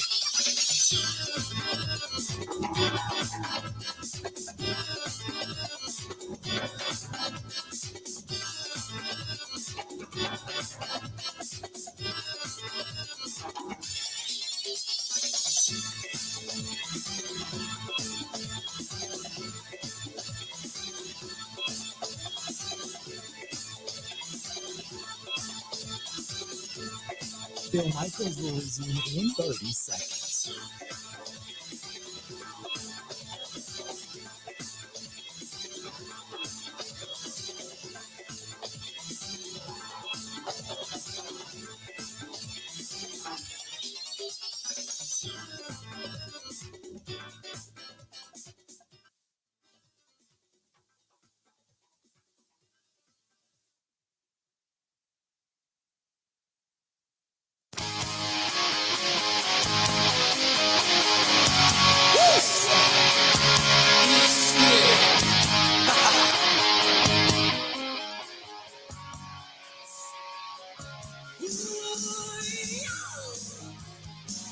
Looking maybe to get out Enjoy yourself, a little holiday fun, New Year's Eve fun. Potawatomi Hotel Casino, they have something for everybody. Go to paysbig.com. That is paysbig.com. The Rock and Brews is open. They've got all kinds of different restaurants. The 360 bar in the middle of the place, and obviously the hotel, which is fantastic. So if you're just looking for a all under one roof night out, that's the great place to go. Potawatomi Hotel Casino. Go to paysbig.com. That is paysbig.com. And thanks to them for being such a big part of the program. We certainly appreciate it. I'm just kind of going through a lot of the different emails here. And this is from John. John just says, he says, a lot of people are getting up on Jordan Love, and that's great because fandemonium is starting to run wild in Green Bay again, and we're not going to see a lot of empty seats this coming Sunday night. But let's not forget, this team did not look good up until a couple of weeks ago. Maybe it's all coming together, and maybe they're just hitting at the right time, or maybe they just got lucky against some good teams and bad teams, he says. He says, but I think Jordan Love is going to be a good quarterback, not a great quarterback. So for the people that are pointing the finger saying, I told you so, hold your water. John, we'll expound upon that when we come back. I got some more emails that I want to get to as well. We got 2 hours down. We got 2 more hours yet to go. I think, and I'll get into that. Let's do this. We'll take a quick break. We'll come back. I got a lot more to get to. Stay tuned. More of the Bill Michaels Show coming up next.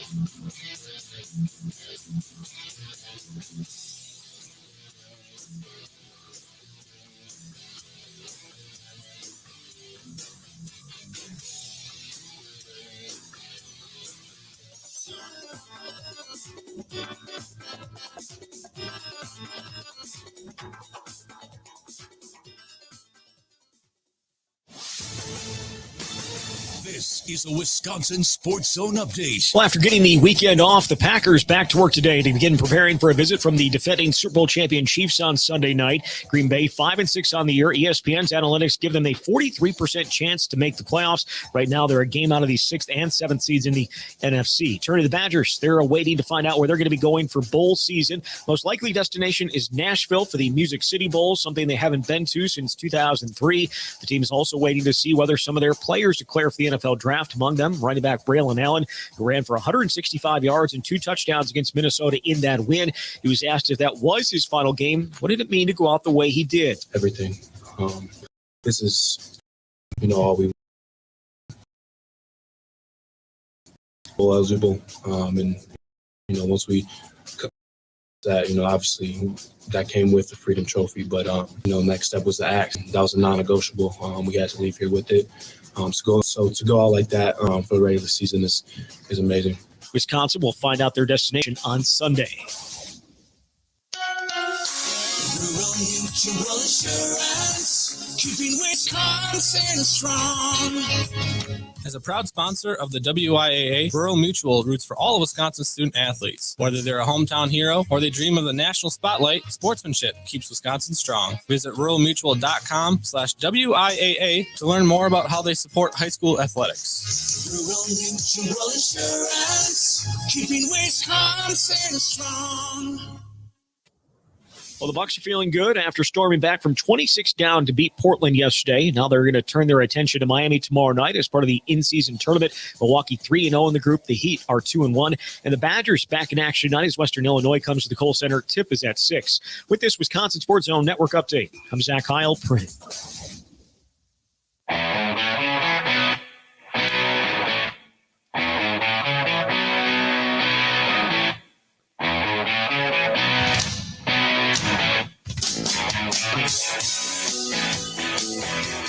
Welcome back. Good to have you. The Bill Michaels Show.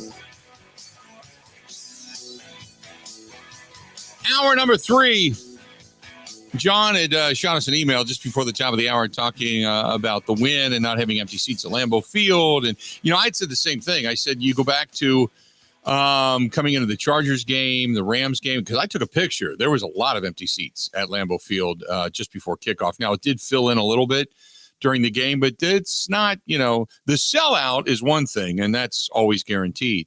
But, it's going back to like when the Packers ended up letting go of Mike McCarthy, Arizona. The whole upper area of the bowl was pretty empty. It was starting to become rather scattered as people were saying, okay, this season's a wash. We're not going to show up. And you start seeing those empty seats. And, suddenly you start to think, okay, if we're not heading in the right direction monetarily, if you're Mark Murphy, do you need to make a change? And they did with Mike McCarthy. And the one thing that we said was that if they should lose to the Chargers, and then get beaten back-to-back weeks because people are going to show up for a Sunday night game against Patrick Mahomes. That's going to be a draw. But after that, if they would have lost to the Chargers, lost to Detroit, and then lost this game, yeah, you would have seen people find other things to do. It just would have happened because there was already my guy Mike over Connections Ticket Service going back to the game going into the Chargers game. There were seats on the 40-yard line, 10 rows up that were pretty cheap. And I'm talking well under three figures, well under $100. And now they're not. We've seen the spike go back up. The Chiefs are coming to town. People want to be a part of this. So it was good. It was good in a lot of different facets to get the win. The excitement and the question mark now is there above everybody's head. Either you're in the camp of the Jordan Love and the Packers, and you're kind of like, okay, I'm all in on this, or you're still sitting back with a question mark over your head, but now you're going, wait a minute, maybe these guys aren't as bad as we thought they were, so now you're kind of questioning it, saying, okay, let's wait and see, but there's some optimism there. So but to go back to the point that he made was the people that are getting out over their skis, that's fine. If you want to be a fan and you want to get crazy over that, that's fine. There's nothing wrong with that. It's a hell of a win. You got to win when you didn't expect to get a win. That's a great thing. There was just, other than the finger pointing that was going on Thursday, which you don't hear from, it was jubilation. It was like, wow, where have these guys been? Where has this game plan been? Where is this quarterback been? Where are these wide receivers that went up and got balls been? Where's all this been? And maybe you just saw growth. That's fine. Mike says the most important thing this season is to think about is Travis Kelce and Taylor Swift. Travis, use your big head and run as fast as you can. She's just using you for clicks and likes. She's evil. Mike, I really don't give two rats' asses about that. I'll be honest with you. I mean, I know there's a lot of people that are wondering if she's even going to be around, and I haven't even. Somebody asked me that in Rhode Island. Who the hell? Somebody came up to me and asked me about that. Well, are we going to see Taylor Swift at Lambeau Field? I can't remember. It was on the north end, but I can't remember who it was. Regardless, I said, I don't care. Two, I don't keep track of the Eras tour and where it's at. So if somebody's got it, let me know. But I don't care. That is two things. Yeah, go ahead. Because I keep track of this. She's off for a bit now. She's got a gap. So if she wants to come to Green Bay, I don't think her tour schedule will get in the way. And to just for all these people who say Taylor Swift's using Travis Kelce, I don't think she needs Travis Kelce for right. She's got a good thing going on right now. Yeah, that's not happening. If anything, it would be the opposite. Because the Travis Kelce popularity has gone through the roof. And his paparazzi following him has gone through the roof. And beyond that, Travis Kelce is everywhere. He's in 2 or 3 constant running commercials now. The Chunky Soup commercial, the one that has, Sling TV or whatever it is that he does, or Direct TV, he does that commercial. And then he's got another one for State Farm that he's working with Patrick Mahomes in. Those 3 I can think of off the top of my head, and I'm sure there's probably 1 or 2 more out there. But yeah, I'm not, his popularity has gone up. Hers has always been huge. and continue. My sister is a big Swift fan. She told me this weekend, she's like, maybe I'll get a Travis Kelce t-shirt jersey. Right. That'd be kind of fun. Yeah. And she's not like an insane, she's a big fan, but she's not like screaming her head off. Like she's not nuts. She's like, yeah, it'd be kind of cool to get one maybe. Yeah. So this is definitely helping Travis Kelce. Oh yeah. Yep. So there you go. Anyway, Mark says, I hate pop music. Sorry, Taylor. I don't care. I don't care. Oh my goodness. 877-867-1670. So going back to our original question, do you feel that this team is a playoff team? And for as optimistic as Eric Baranchek has been, he's like, no, he doesn't think that it's a playoff team yet. Do you feel this is a playoff team, Grant? Maybe they get into the playoffs, but that's more about the rest of the NFC being bad. I don't know. I'm not thinking about the playoffs too much. If we get a month down the road and they're beating up on the Giants and these other bad teams, then I'll talk about it. But I'm not really too worried about it right now. That's just it, that they beat the Lions. Let's just say, because I said 9 wins will get you in. 9 wins will get you in. I don't think it has to be 10. I think 9 wins get you in. So if 9 wins get you into the postseason, they've got a gimme game, because we did not expect them to win the game against Detroit. So you got kind of what I call a gimme game. So if 9 wins get you into the postseason, you can lose this one against the Chiefs because you're at 5-6. You lose this one against the Chiefs, you're at 5-7, and you got 5 games remaining, which means you can lose another game. The Giants on Monday night, you would have to assume they beat the Giants. The Giants stink. They're terrible. What? That was like watching 2 sleeping dogs yesterday between the Giants and the Patriots. It just was. It was terrible. It was a terrible football game. Will they beat the Buccaneers? Buccaneers aren't a bad team, and they're not a good team. Panthers may get a little bit of a jump because they lose Frank Reich. Anytime you fire a head coach, you get that little pop instantly. But I still think the Panthers are a bad football team. Do they go into Minnesota and get a win? And then obviously the Bears at home, the last game of the season. Maybe you lose one of either the Buccaneers or the Vikings.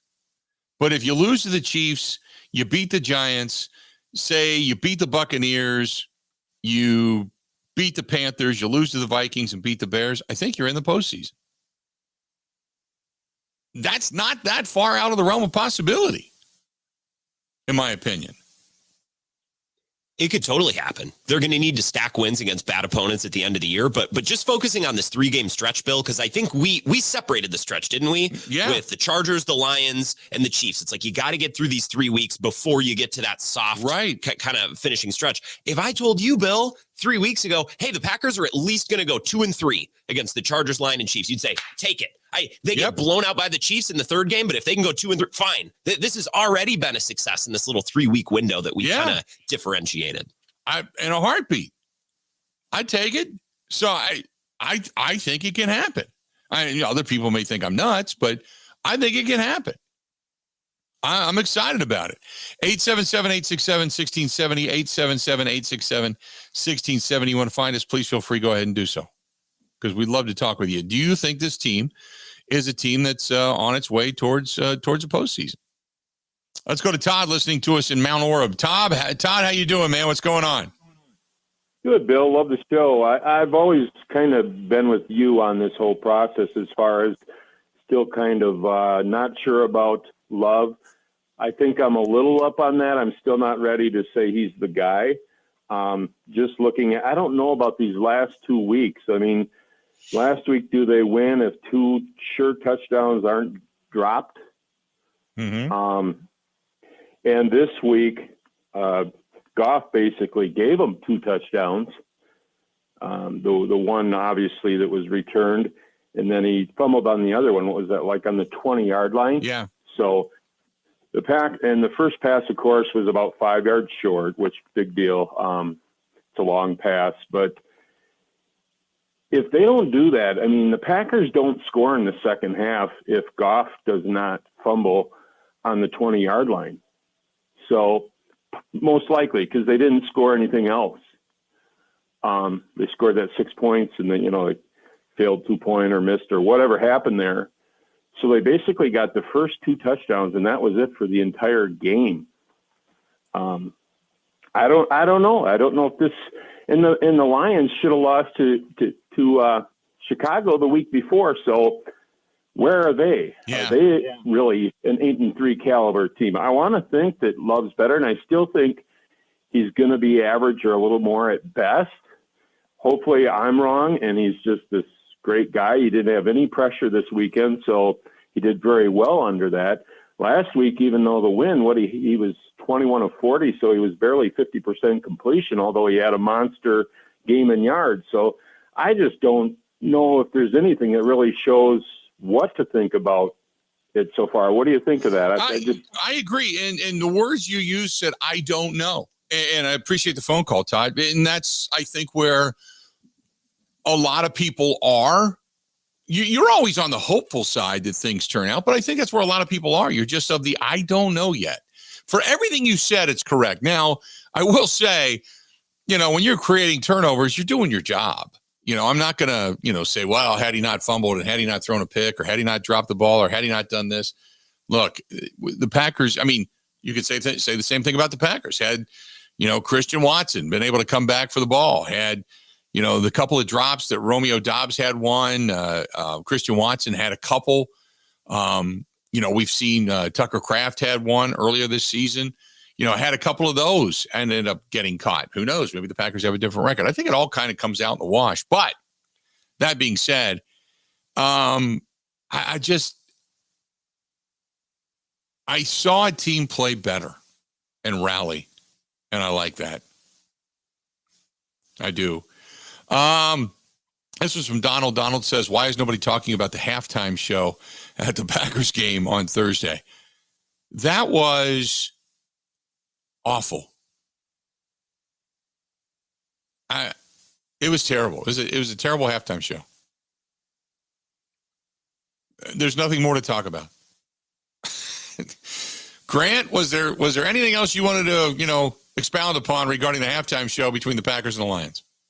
So I'll just say, I'm not a big rap guy, so I'm probably not the person to ask. I typically think Jack Harlow is pretty good. Like I have no issue with Jack Harlow. I think he's pretty good and he seems likable. The set was there was nothing there. It was terrible. Like all these people compared, Dolly Parton's stage and all her backup dancers, and then Jack Harlow. It looked like he walked out of a plastic bag, like this weird igloo. It was just bizarre. Yeah. It was weird. It was terrible. It was just a bad halftime show. And let me ask you this: going back to the Dolly Parton thing, why were so many people saying, "Oh my God, my eyes"? I thought Dolly Parton's like 80. How old is she? She's in her 70s, right? I think we looked it up, 77 or 78. She's. If you are married to anybody at the age of 77 like that, count your blessing. First of all, I won't ever live to that old. I'll be dead in 5 years. But if anybody is married to that, and anybody's wife looks that good at the age of 77, count your damn blessings. Correct me if I'm wrong. I don't think for 70, there's 25-year-olds that couldn't pull that off, much less 77. I didn't have a problem with it. Not that I'm sitting there going, oh my God, Dolly Parton's the hottest thing since sliced bread. But come on, man. It was like, oh, there's a fun moment. Watching again. Now, granted, I was, doing the postgame show at the time, but I was like, come on. I didn't have a problem with it. People also, we gotta give them a little credit. The football halftime show is such a difficult thing to pull off because people are going to the bathroom and the crowd is like kind of paying attention, but not really. And the sound it's all thrown together in 15 minutes. It's not easy to do. So just enjoy it for what it is and take it easy. No, I completely agree. I thought, now Mike says Dolly has no original parts. That I will say. Now, does Dolly swear that her stuff is now the important stuff, I guess, if you want to call it that, is real or not real? Do we know? She was on Stern a week or two ago talking about it. And she talks about, oh yeah, I've had work done, but you gotta, she shouts out the best people and she gives advice on plastic surgery. So she talks about it openly. Yeah, she's had facial work done and she's had lipo done. And I remember her talking about it, but doesn't she claim that the massive cannons are real? The cannons? I don't know about those. I'm not sure. Yeah, I don't know. But God, Dolly's still Dolly, man. She's 77 years old and still rocking it. Good for her. Pac-Fan says no, she spent $1 million on those. Did she really? Okay. I thought she claimed that those were real from a very, very young age, that she'd always had that. But maybe, it certainly doesn't look like it, but who am I to judge? What the hell? So that is our Dolly Parton breast augmentation moment of the show. We've been talking about that now. Evo's looking at me through the window and he's got 2 thumbs up saying they're real. And he's mouthing the words through the window of the studio. See, when there's pictures of her when she was young and she could put your eyes out from across the room. So I've always thought that other than just having them lifted, I didn't think she had them augmented. You know what I mean? To get bigger. I could be wrong. I don't know. So a remodeling, not an addition. Correct. We're talking about it in home improvement terms. Yes, Gotcha. Okay. yes. All she did was put up a retaining wall. She didn't rebuild the house and make it bigger. She didn't add the addition to the home. She just put up a retaining wall. So. Oh, my God. Let's do this. We're going to step out, take a quick break. We're going to come back. Got a lot more to get to. By the way, they got a lot of good stuff coming up. They got the holiday dinner coming up at the Four Seasons Island Resort up in Pembine, Wisconsin. They wanted me to remind you of that. In addition to that, they've got the New Year's Eve party coming up. They have also got Al Capone's birthday a couple of weeks after that, and the Roaring 20s party coming up. So if you want to get up and have some fun and get off into the North Woods, and they got some snow and some cold and all that kind of stuff, and the snowmobile trails eventually are going to open up there, get it all booked and get a book right now. Get a hold of our girl Barb at B-A-R-B. Barb, say, Barb, here's the promo code, Michaels15. Do I get 15% off? She said, well, yes, you do. 715-938-5110. 715-938-5110. That's the Four Seasons Island Resort. And once the snow starts to fly, obviously it's cold. They're going to start making snow. Pine Mountain Resort up in Timberstone, the ski and golf resort up in the UP. They manage both of those properties. 715-938-5110. 715-938-5110. More of the Bill Michaels Show next. Covering Wisconsin sports like a blanket. This is the Bill Michaels Show on the Wisconsin Sports Zone Radio Network.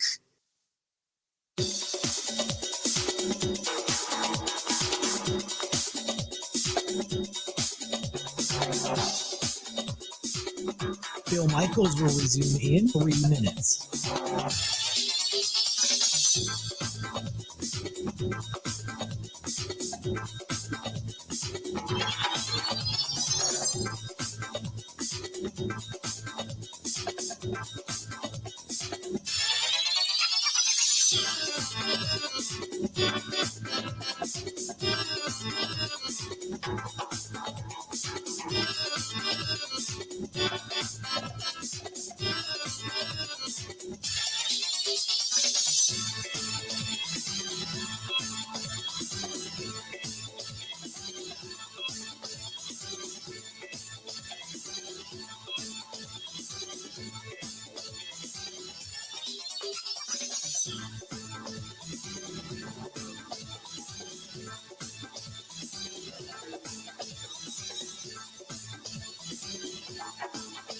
Bill Michaels will resume in 2 minutes.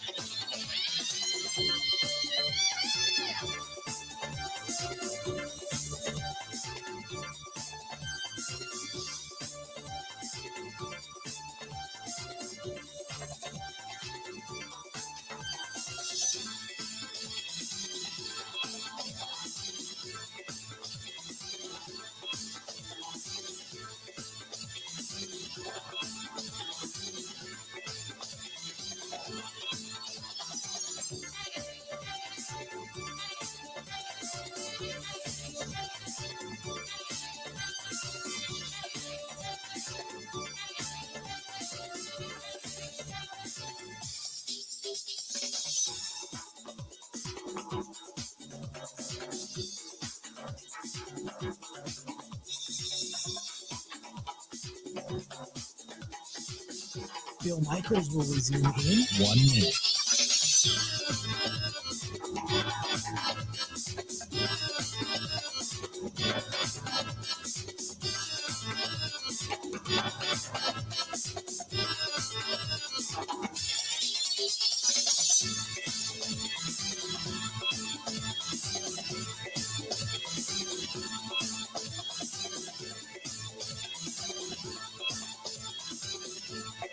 Bill Michaels will resume in 30 seconds.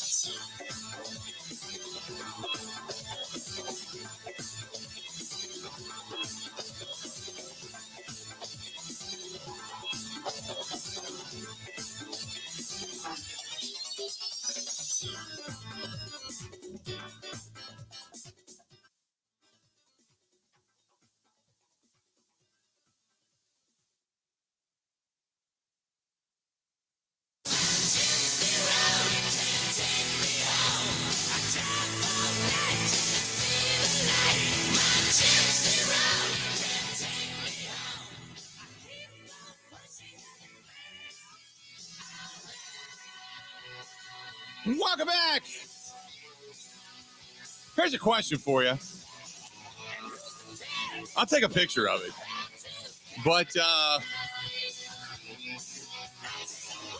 what do you do? Give me the best mousetrap that's out there. So we got home, and this morning, obviously with nobody in the house, things get quiet. And I guess, or I don't guess, I mean, I know, opened up the pantry this morning, and I noticed there were some flakes of something. I don't know what it was. It turns out what it was flakes from, we had, how everybody does. You have, potato chips or anything like that. And because we haven't eaten that kind of stuff in a while, we've been kind of cutting back. They just sat on the shelf. Well, there was a hole eaten in the bag of potato chips. And when I picked the potato chips up, there was potato chip droppings and like crumbs and stuff. And then I started to look, and then there was a hole in the bread. And again, we've been kind of cutting back on carbs and stuff. So we haven't eaten potato chips and bread and all this different stuff in a while. So I started peeling the shelf back, and it's like, oh my God. I've got,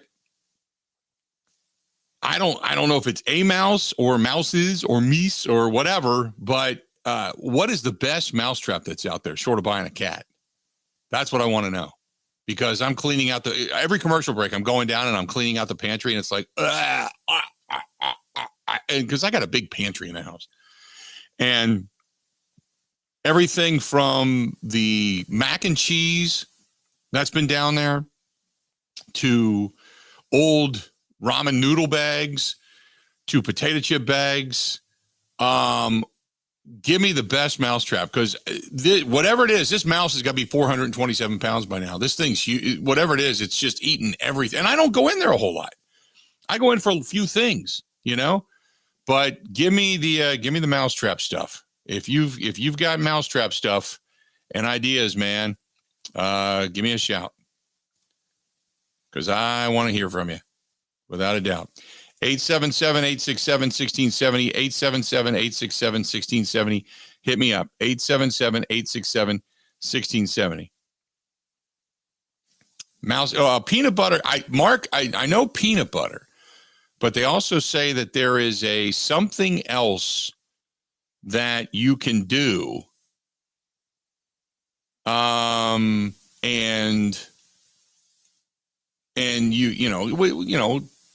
where you're not going to kill the mice. Isn't there like a bucket or something you can do? Oh, Bill, in my formative years in a farming town in Northwest Wisconsin, I can speak to this this bucket trap. If you really want to, you got to get a 5-gallon bucket. Yeah. And a wooden dowel, or a little piece of wood of some kind that lays over the top. And then you put a little block out there with some peanut butter on it. So the mouse will run out there, and then it'll get on the platform, and then it'll spin, and it'll fall into the 5-gallon bucket. It won't be able to get out. So then you can take it outside. I would, because this mouse has already got in your house, I would probably kill it, but do what you want with the mouse. That will absolutely, just Google like 5-gallon bucket trap. You'll find it. Here's the thing. I think what happened was, and I just had this fixed before I left. I was telling you I had a handyman at the house that was doing all kinds of different stuff here. And what I did was, the bottom of the garage door and the door into the house from the garage door had a gaping hole in it. And it probably a 2 to 3 inch hole at the bottom of the garage door. And I had that fixed and repaired. And then I put an entire new threshold and a new, God, I can't remember what the hell it's called, but alongside the door, I put a new frame around the door, and everything is completely airtight sealed now. There's no way to get in there. So, and I think that's where it must have come from, that it must have scurried into the house, hidden. So now, I saw these down in, when I first moved into the home, I saw some downstairs in the bar area, and I got rid of them. I ended up catching those.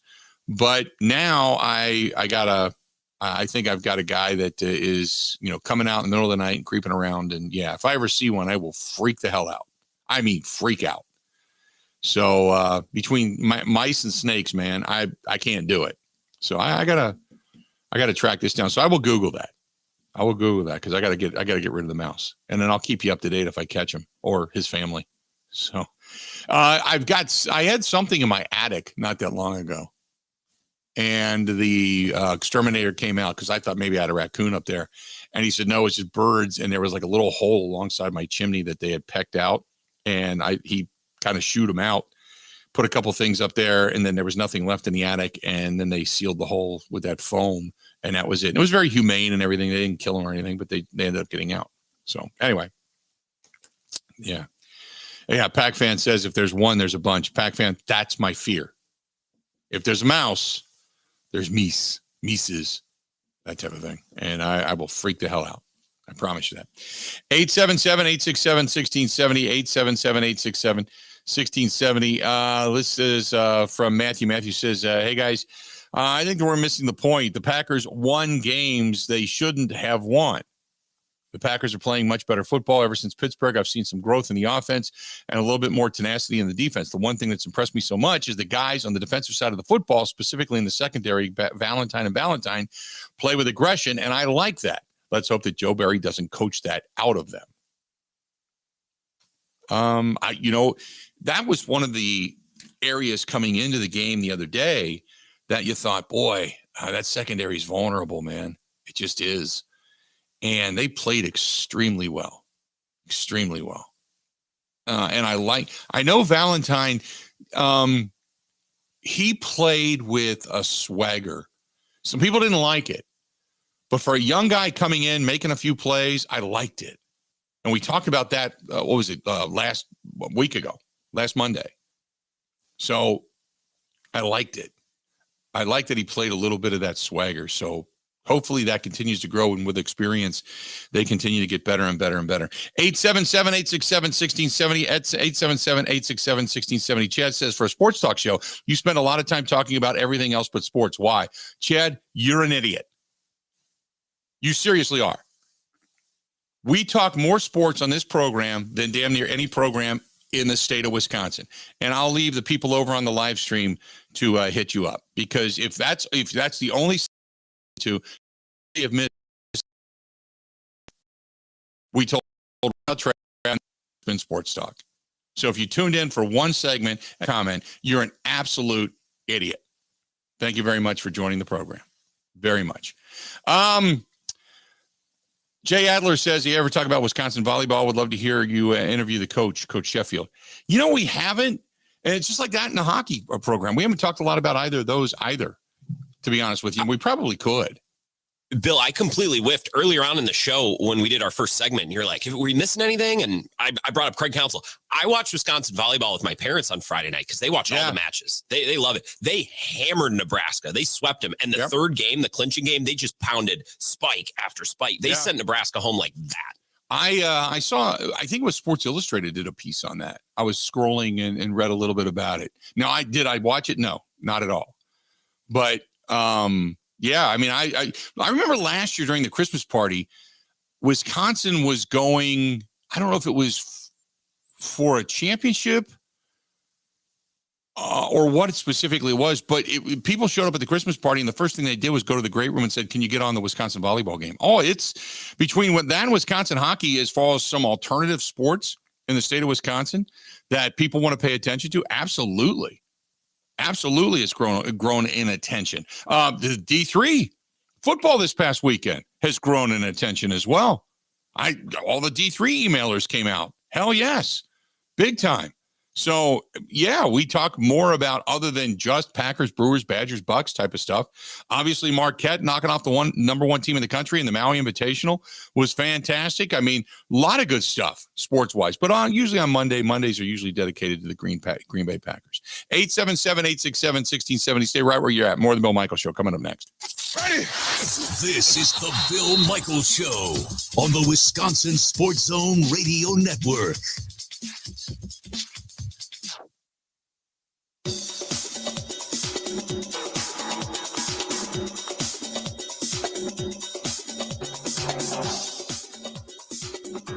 Bill Michaels will resume in 5 minutes.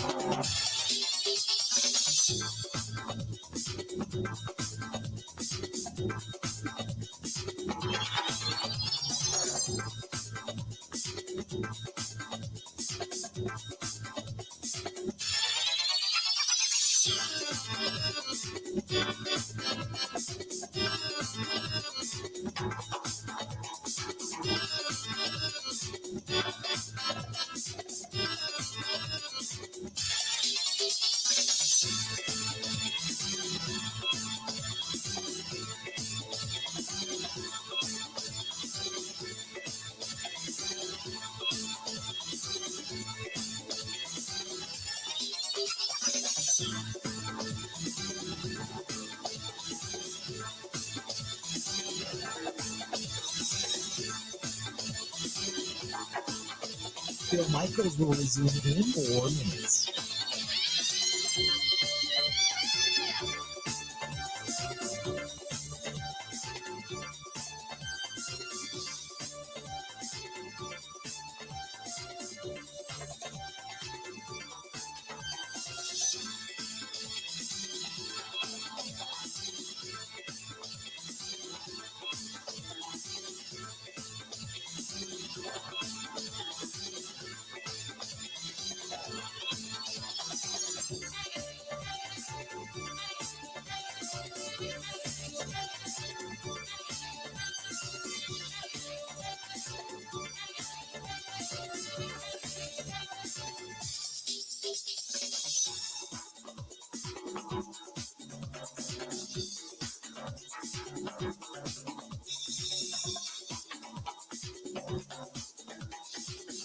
Bill Michaels will resume in 3 minutes.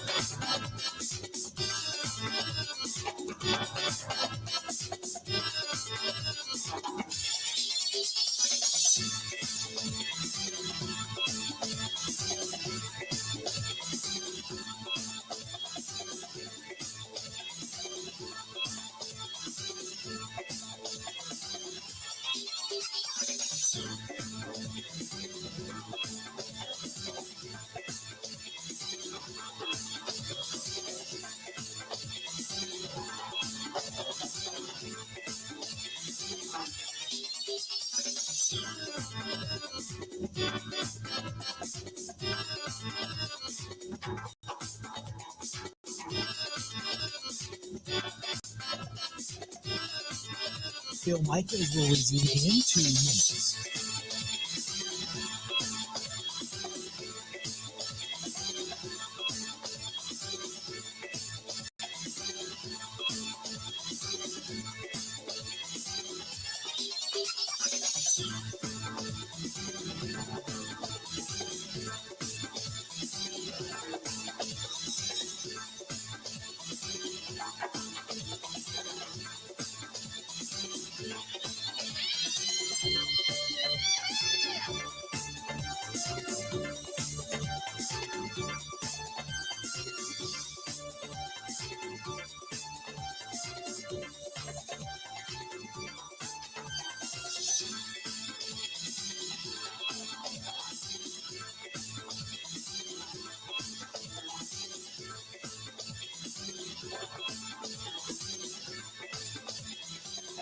Bill Michaels will resume in 1 minute.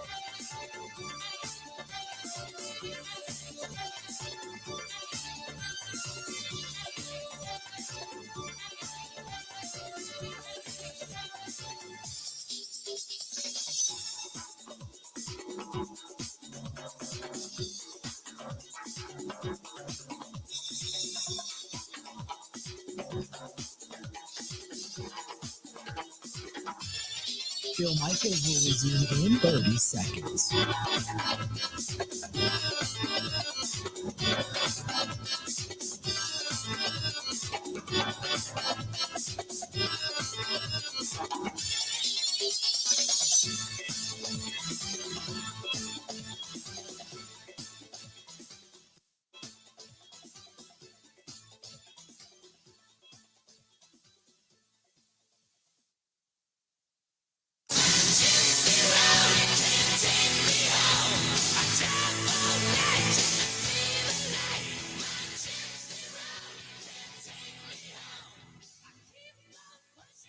Good to have you back.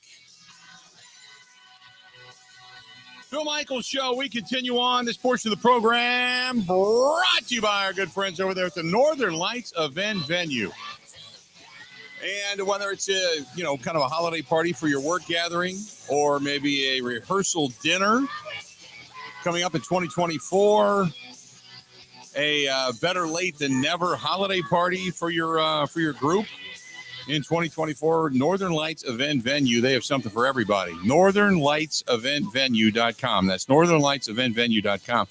And just go and check it out. It's a beautiful, beautiful place right there on the Riverwalk. And the other night, I guess, what was it, Saturday night? When did the snow start flying here? Grant, did the snow start flying on Saturday night? So I was in the Twin Cities on Saturday. It started there in the afternoon and then continued into the evening. So I think Saturday night. There was a video, a friend of mine. Well, I shouldn't say a friend. It was somebody from the website there. They took and posted for Northern Lights Event Venue. And it was just beautiful. They had the doors closed, obviously, but they had all the lights. It's along the Milwaukee River Riverwalk, and the snow was falling, and people were partying inside. And it was really, really a cool scene. So check out NorthernLightsEventVenue.com. Now, I don't know, and again, I want to get off of this relatively quick, but that being said, I went downstairs during the break, and I grabbed a video so you can see what I'm talking about for the people that are giving me the mouse advice and talking about mice in the house. Go to the Facebook page or the Instagram page. Instagram, The Bill Michaels Show, over on Instagram, same thing on Facebook, and you can see the video. I'm during every break, I'm running downstairs because I don't know if it's still in there or not. It's freaking me out. So I'm throwing anything and everything I possibly can out of the house. A few things I'm keeping, stuff that's obviously in bottles and cans, you keep that, but anything that's in a bag, gone. Anything that's been opened, gone. Just getting rid of everything. So I actually posted the video of my kitchen and going into the pantry to see just mouse every time I clear a shelf off. It's like, oh my God, how long has this been going on without my knowledge? See, if I had my dogs still, my dogs would have sniffed it out because Mickey was all about killing anything. But I don't have the dogs anymore. So, still got the heebie-jeebies. Oh man. Let's go to Kelly listening to us in New London. Kelly, how you doing today, man? What's going on? Hey, I'm doing great. How about you, Bill? So far, so good, other than the fact that I got mouse poop everywhere. Yeah. So, Tomcat brand mouse traps are the best. Have you talked about that yet? I have not, Anybody no. come in with that? Okay, they're black. They're not the old-fashioned wooden traps. These mouse traps they work fantastically. But you need to go outside around your house to see where they're coming in. I know.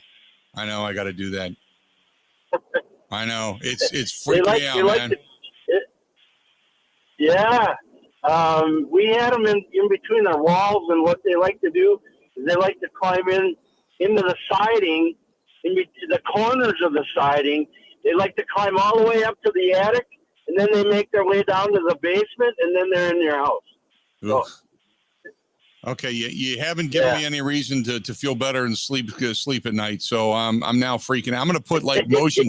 I think I might do is I might put motions. On my camera on my door in the front of my house, a mouse crossed the camera about 2 weeks ago. So maybe they're coming in that area. I have no idea, but now I'm freaking out. So I appreciate it, man. Thanks, Kelly. He drops off. You get on board 877-867-1670. Packers getting ready to take on the Kansas City Chiefs. They get an unexpected win over the Lions this past Thursday on Thanksgiving. Let's get back at it. Mike is in New York. Mike, welcome to the program, man. What's going on? Hey, Bill. Thanks for having me on, man. I wish I could help you out with that mouse stuff, but I'm freaked out just listening to you. I got to tell you, good luck. Go look at the video. It's just awful. Jeez. Yeah, I got to check it out. Hope Thanksgiving weekend was great. I'm definitely fired up like the rest of the Packer fan base here. Quick point about Jordan Love, and I think it's something that kind of gets glossed over sometimes. I'm curious to hear your take. The guy seems to be, demeanor-wise, I know the talent is what it is, the play on the field is what it is.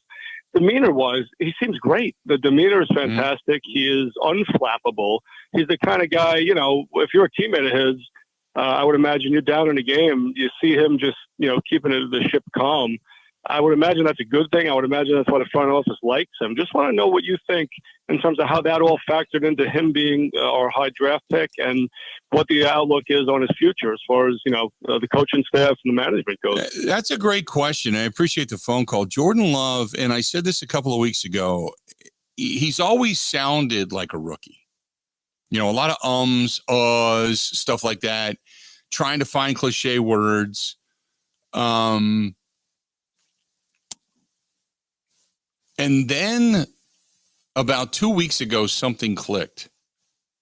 And I don't know what it was, but I'd said it at the time that Jordan Love sounded more assured of himself.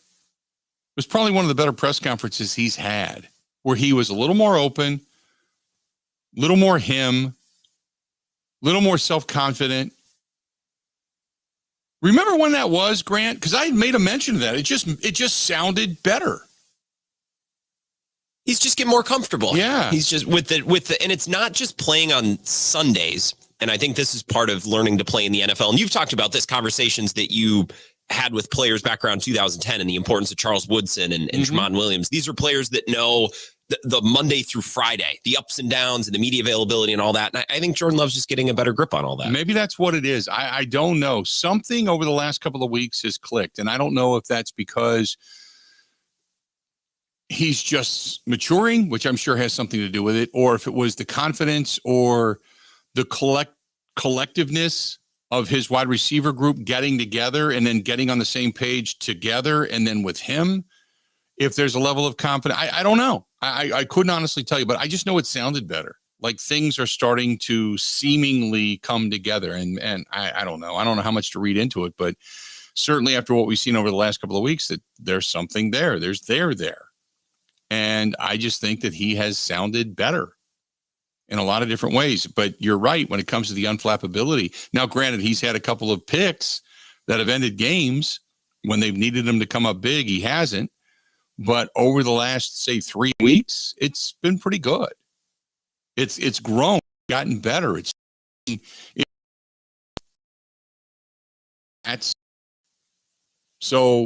you're right. He has not been you don't see nerves and hopping, although we've talked a lot about his footwork, but he seems to have settled down. But you don't see a lot of the nervousness, I guess might be the best way to put it. Or a lot of the yips, so to speak. But as Rick says, let's see him after Spagnuolo throws the kitchen sink at him. And we'll find out. And we'll also be able to see what you would consider to be a difference between the time he took over as that one game starter against Kansas City a few years back, because Aaron Rodgers had the immunization versus whatever the hell you wanted to call it, the vaccination, I don't know. And he had to sit out. And he was kind of thrown into the mix to where he is now. You should see a drastic difference. And Brett, you're probably right. Do you think it's just maybe quarterback life is finally slowing down for him a little bit? He's getting more confident in that aspect as well. 877-867-1670. Hit us up again, 877-867-1670. More of the Bill Michaels Show coming up next. Ready? This is the Bill Michaels Show on the Wisconsin Sports Zone Radio Network.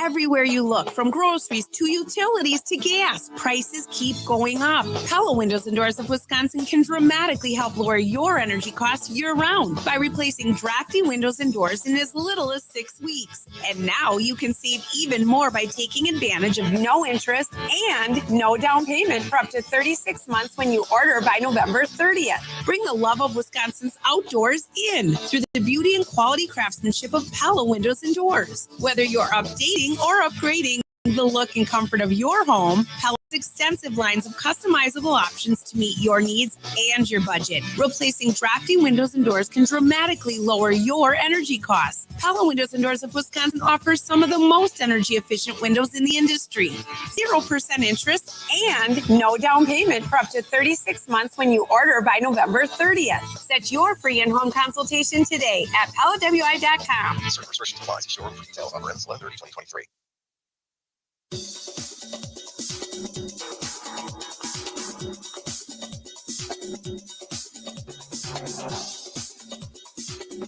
Bill Michaels will resume in 3 minutes.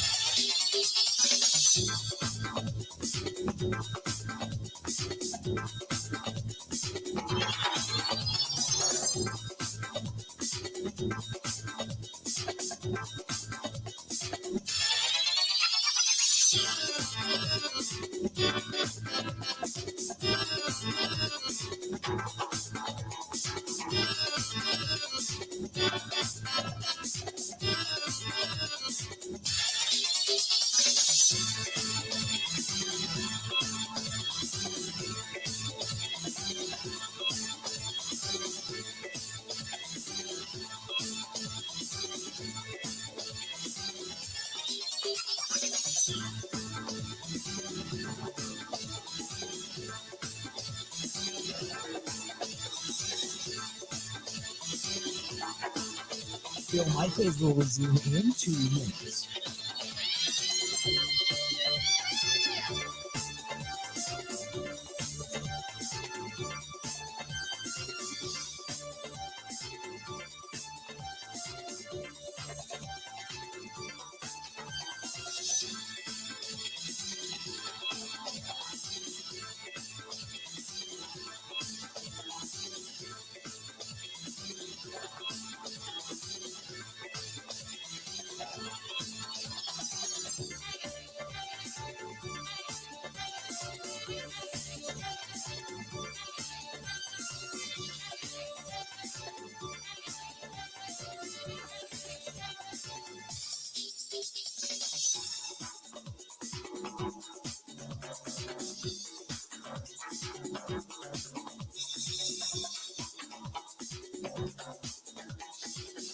Bill Michaels will resume in 1 minute.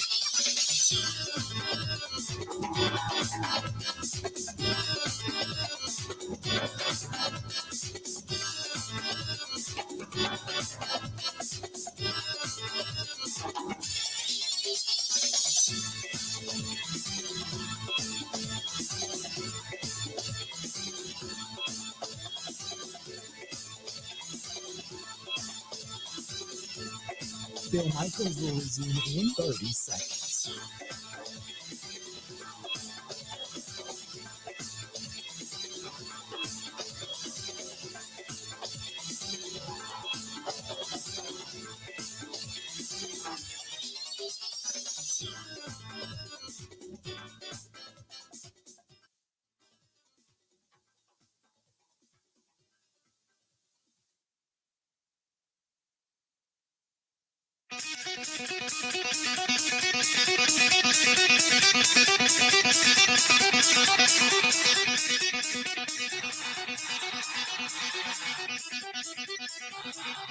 What a weekend it was. Steel Tank Brewing and Rally Point. They had a terrific music weekend opening up the big music venue. And again, that's Rally Point that just opened. And man, what it looks spectacular. I can't wait to get out there. I haven't been able to because obviously we were out of town. They opened it up this weekend, but I'm going to get out there real soon. Steel Tank Brewing, Robrook Lane in Oconomowoc, a craft brewery with terrific food in the front, a rentable meeting space in the middle, And now Rally Point, the big music venue out back. It's spectacular. Terrific. It's an all-in-one venue. Check out our friends Dave and Mike and everybody over at Steel Tank Brewing Company. Right there in Oconomowoc, right behind the Exonia Bank off of 67. You can't miss it. And they're open Tuesday through Sunday for lunch, good food, and then follow along now for all the bands and all the music that's coming to Steel Tank Brewing in Oconomowoc. Grant, I found what you were talking about, by the way, when it comes to the bucket. Yeah. Oh, yeah. Yes. The mousetrap. And it was when I went to Mousetrap's highly rated, that was it. So I clicked on it. It's on Amazon, and I paid for the express. It will be here later today. I bought 3 buckets. I'm putting them all over the house. I'm freaking out. I bought 3 buckets. So I will let you know what I catch, if anything. The most ruthless of mouse trappers would fill those with antifreeze, so it kills the mouse right when it gets in there. I'm not telling you how to go about your business, but can't do that.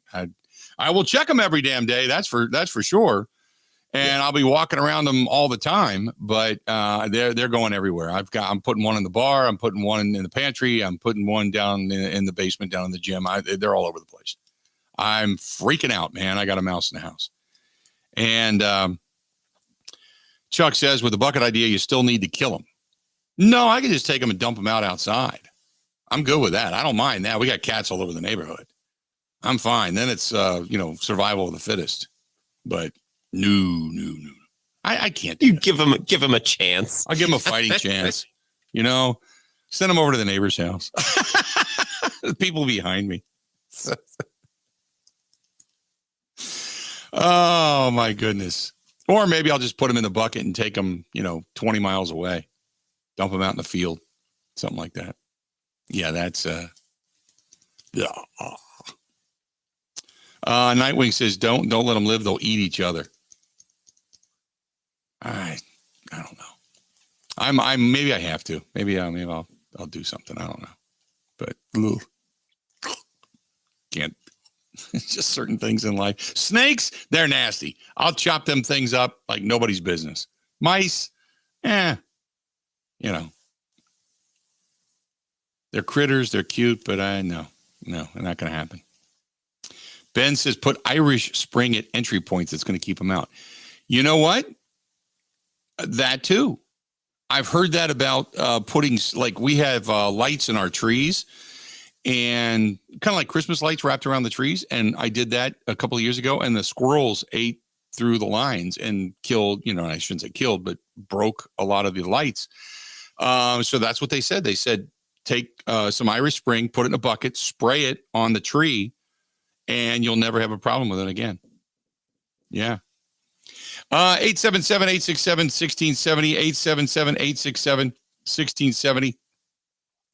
Give us a shout. We would love to hear from you. Don't forget, coming up in the next hour, we got our guy, Mike Clemens. He's going to be joining us, and Mike will kind of give us his thoughts as to what he saw now that he's back fresh from being over in Detroit and hanging out there.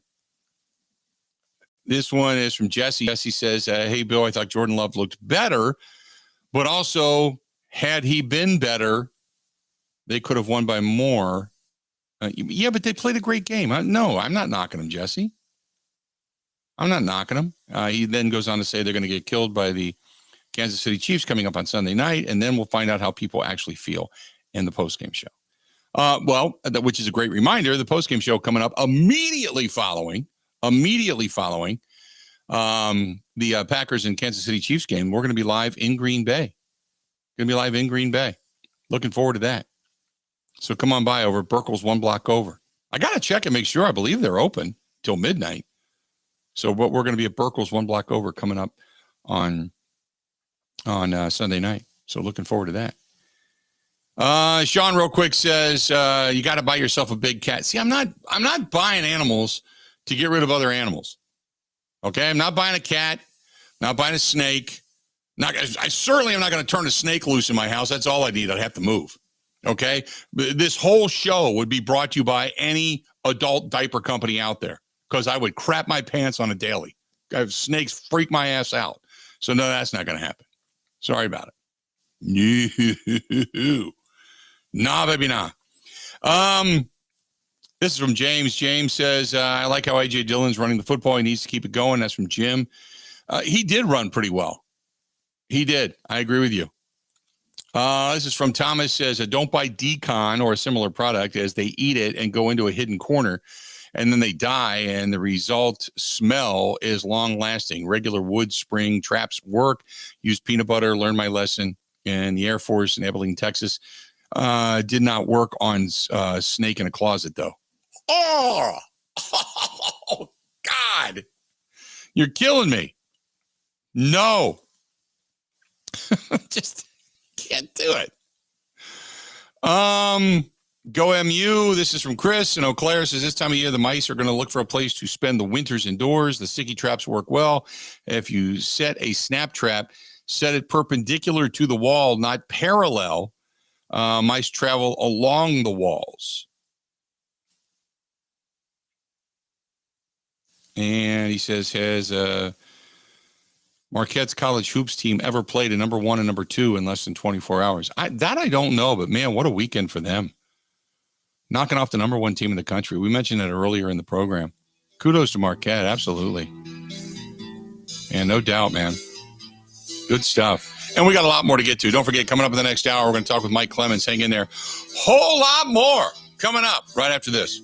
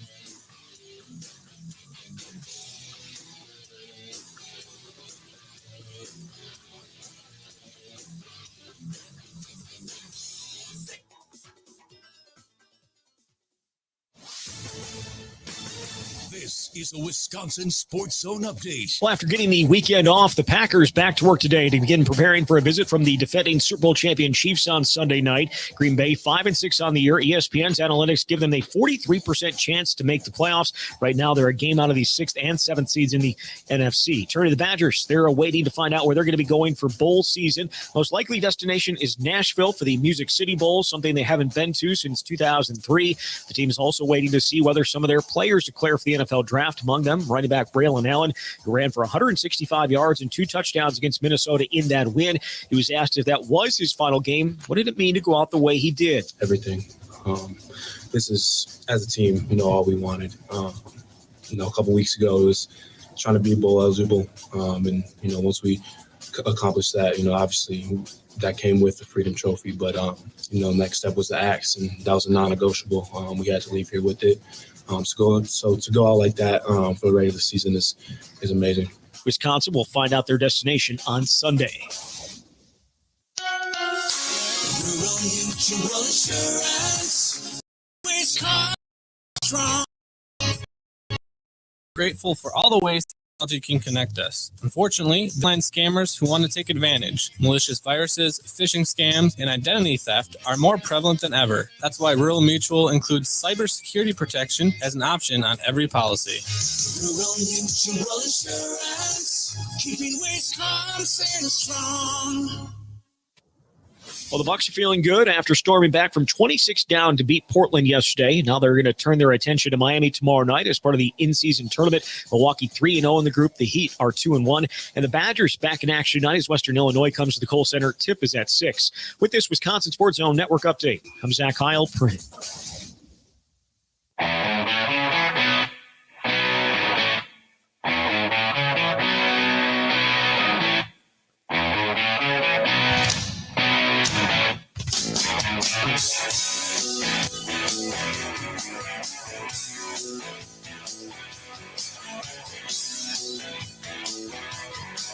It's Monday. It's sunny.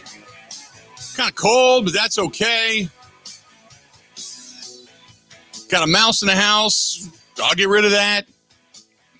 Good stuff. 877-867-1670. 877-867-1670. Going to talk a lot of Packers football in this hour. Mike Clemens going to be joining us coming up here in about 15 minutes. So looking forward to that as always. This portion of the program brought to you by our friends at Point Brewing. They got Snow Pilot coming out, if it's not out already. They have, obviously, the traditionals, the lagers, the IPAs and such. They got the Snow Pilot. They have got so many good beers. And then there's Cider Boys. They have the Mimosa. They have the Caramel Apple. They have just the regular First Press, all that good stuff from our friends at Point Brewing. Brewing excellence right there in Stevens Point, Wisconsin since 1857. Great stuff from our friends at Stevens Point. Here's one question for you, for everybody that says you got to find out where the mice are coming in. And then I'll be off of this topic, okay? Tell me, because I have a lot of people that have emailed and said they had to call a professional to find out where they're coming in at, which is great. But what does it cost? What is the cost related to that? I mean, I don't want to spend $1,000 trying to get mice out of my house. If not, I'll just fill every damn room with buckets. But tell me what the cost is. Is it like a couple $100 to have them come out and run around exterminating stuff, or what? You know? So let me know. I mean, me and some buddies, geez, $100 a piece. We'll sit out on lawn chairs and just drink beers and watch very closely every single inch of your siding and see if we can catch them going in. That might be what I do. Yeah, that might be what I ultimately do. Is just hire you and you come on over and sit in front of the house and give you a BB gun or whatever, and yeah, pick them off. So, and again, people are saying that only, they come in through tiny holes. I have no idea. I have no idea where. So maybe I do have to call a professional. But what does it cost for something like that? I know there's a couple of different pest control companies out there. Is it like an Orkin? There's a Batzner. I don't know. Yeah. May Jadler says, I had a pest control guy put out some poison, and then they traced to know if they were coming in from an exterior or if there was an interior infestation. Oh, if there's an infestation, I would pass out. I would pass out. I have to go live in a tent. Would you rather learn that your house is infested by mice or you have ghosts? Mice. Okay. Ghosts I can handle. I've told that story. Yeah. I've told I don't have a problem with ghosts. No problem at all. But the mice, that gives me the heebie-jeebies. Because you just never know. The worst part about it is if like you go to sleep and one crosses across your blanket or something and you just don't know. Oh. And I'm not one that has like food laying out or anything. It was just a pantry. I've seen some things like in the bar downstairs along the walls, but yeah, it's, ugh. So I just had the weather stripping and the threshold and the entry in the garage door all replaced. So that I'm good. So now we'll see. We'll see where they're coming in. Our buddy Dwayne says walking around in the house in that big giant pink bunny outfit. Yeah, I did the last year for the Christmas party. I did the Pink Nightmare in the movie The Christmas Story. I wore a life-size pink bunny suit. Which lasted about an hour and a half, and then the party had to be sponsored by Gold Bond. So, oh, there you go. It happens. 877-867-1670. Some emails to get to regarding the Green Bay Packers. Let's get into that. This one's from Scott. Said, I'm not in as a playoff team yet, but this helps the confidence of this team. We'll have to wait and see what happens from here on out. Go Pack Go. That's Scott in Arpin. Scott, appreciate the email. Good stuff. Our buddy Steve says, first of all, welcome back. I love the Boston area, especially Faneuil Hall. Great area, great spot to relax and unwind. What a refreshing football weekend it was. The Green Bay Packers played the best game of the season by far. Jordan Love showed some high upside, and the offense was actually clicking without Aaron Jones. Christian Watson had the fastest play in NFL this weekend, and the young receivers are going up and coming down with the 50-50 balls. The defense, good, and Rashawn Gary deserves to be in the Pro Bowl. Rashawn Gary, I have not even mentioned him. And we should. Between it was like him and Preston Smith were listening to the program on Monday and Tuesday. They just turned the switch on, man. The fake punt, you have to give credit to two rookies, Van Ness and Carl Brooks, for blowing up that play. And Van Ness had a big play there. Yes, you are correct. Badgers also played well after a slow start. Tanner Mordecai was phenomenal. Braylon Allen got it going in what was obviously his last regular season game as a Wisconsin Badger. Luke Fickell has the program on track, and I believe he sees the need to still play Badger Smash Mouth football. Congratulations to UW on making the quarterfinals. They take on Wartburg this weekend at noon. And also congrats to UW Lacrosse. They move on to face number 1 North Central. Good luck to both teams, the Warhawks and the Eagles, this weekend as well. Yeah, and now you were in Minnesota. You didn't get a chance to go to the lacrosse game, right? No, I was following along a little bit. I was in Minneapolis on Saturday, but yeah, they hung 62 on a team.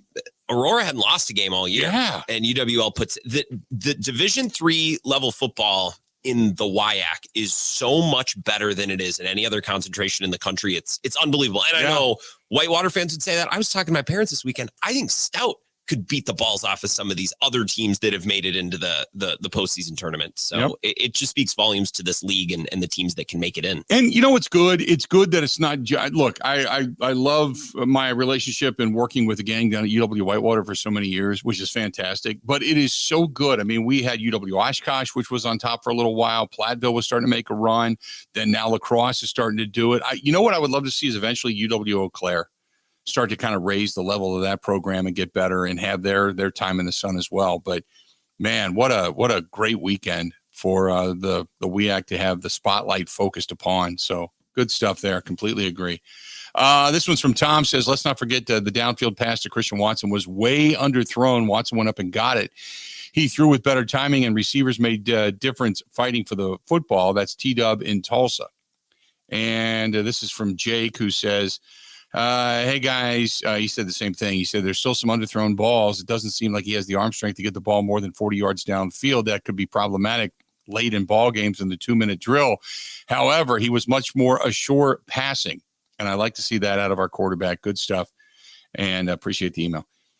So there was some good, and obviously, look, I really try to watch quarterbacks this weekend and where they put the football. And you look at polished guys like Patrick Mahomes, Jalen Hurts last night. Jalen Hurts, a couple of balls that he threw. I mean, the receivers never broke stride. I mean, they were in route, on the money, and they never even stutter stepped. It was perfect. And you hope that Jordan Love gets to that point where he's hitting guys in stride, leading them perfect, where they're catching the ball right out in front of them. And you saw that out of the great quarterbacks that are at least really, really good upper echelon quarterbacks, some of which we witnessed this weekend. You know who's coming on, too. And Tom brings this up. He says, we kind of had this guy buried for dead. Russell Wilson. Russell Wilson, don't look now, but they're starting now. Their defense still stinks. They're still ranked 32nd in the National Football League. But Russell Wilson is starting to come on and play really good football. And maybe he still has gas left in the tank. He's starting to play like Seattle Russ again. Who knew? Yeah. Who knew that the way that Pete Carroll wanted him to play for all those years, there was a reason behind that. Who would have thought? Run a little bit and do a lot of the things that we saw him do in Seattle. Right. Man, what a comeback, I guess, for starting 1-5 to where they are. Remember, they took that 70 burger and everybody just figured they were just awful. And Sean Payton got testy. He stuck with it. And now you got to turn around and give him credit. Karma was what it was at the time for a horrible coaching job. But did you also see the meme floating around for all the different players that Aaron Rodgers brought in to New York, including Nathaniel Hackett as an offensive coordinator, and how they're killing him in New York? And just because we were just on the East Coast, but not many people happy with it. They want Aaron Rodgers gone. Well, and what's funny, Bill, is, and I'm glad you brought this up because we got to get to Mike Clemens in a couple minutes, but this is something we didn't talk about. Alan Lazard, not active, right? Nathaniel Hackett. Healthy scratch. Yeah, healthy scratch, correct. Nathaniel Hackett not really showing us much. Doesn't look like he did in 2020.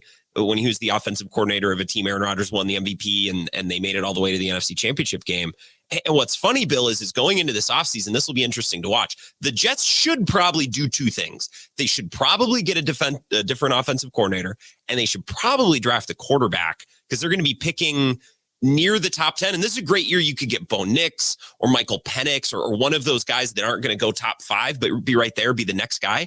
The Jets should probably do both of those things. Yeah. And I don't know if they can because Aaron Rodgers is there. Yep. It's a wild scenario, but we've seen this 100 times before. Yep. Man. I wish I could find it. And if I do, I'll repost it. Maybe, you know what? I think Mike Clemens posted it. If I'm not mistaken, I think Mike Clemens posted something about the, here it is. It's a time to check in on everybody that Aaron Rodgers wanted to be or brought onto the Jets. Nathaniel Hackett, worst offensive coordinator in the National Football League. Alan Lazard, a healthy scratch for games. Billy Turner, an absolute turnstile on the offensive line. Randall Cobb, 3 catches and 12 targets for 20 yards. Tim Boyle, statistically one of the worst quarterbacks in college and or professional football history. And then Dalvin Cook, who he wanted 3 yards per carry, no touchdowns. And what and there was something in Sports Illustrated, correct me if I'm wrong, where Robert Saleh had put Alan Lazard on notice. Now, I didn't get a chance to read that headline before I went on the air today, but that was also something that I was seeing today. And I didn't. He made comments in the postgame about how he needs to play with a little bit more of an edge and raise his level, and they're hoping that this will bring the best out of him. It wasn't anything crazy, but he did address it and talk about it in his post-game presser, which is more than a lot of coaches will do. Well, that's just the thing, is when they mention it publicly, they've probably already just hammered them behind closed doors. It's the tip of the iceberg. Yes. If they say one thing in a press conference, that's typically a sign that they feel this way and have been feeling this way for a while. Yep, no doubt. No doubt. Let's do this. We're going to step out, take a quick break. When we come back, Mike Clemens going to be joining us. We'll talk with Mike the rest of the way about what this Green Bay Packers did on Thanksgiving Day, and we'll talk with him also about what his thoughts are and how the offense clicked. And I'll even touch a little bit upon, some of the Jets' woes and failures when it comes to number 12. Let me say this, because I said they want Rodgers gone. There is a group of Jets fans and New York fans that want Rodgers gone. Many of them still think that he's going to come walking on water into the locker room one day and just save the franchise. But many are starting to kind of say, wait a minute, everything he wanted is not that good. So why are these players here taking up roster spots? So we'll touch a little bit on that. Stay tuned. We got more of the Bill Michaels Show next. This is the Bill Michaels Show on the Wisconsin Sports Zone Radio Network. Everywhere you look, from groceries to utilities to gas, prices keep going up. Pella Windows and Doors of Wisconsin can dramatically help lower your energy costs year-round by replacing drafty windows and doors in as little as 6 weeks. And now you can save even more by taking advantage of no interest and no down payment for up to 36 months when you order by November 30th. Bring the love of Wisconsin's outdoors in through the beauty and quality craftsmanship of Pella Windows and Doors. Whether you're updating or upgrading the look and comfort of your home, Pella has extensive lines of customizable options to meet your needs and your budget. Replacing drafty windows and doors can dramatically lower your energy costs. Pella Windows and Doors of Wisconsin offers some of the most energy efficient windows in the industry. 0% interest and no down for up to 30 or 30. It's your free in-home consultation at PellaWI.com. Certain restrictions apply. See showroom for ends 11/30/2023.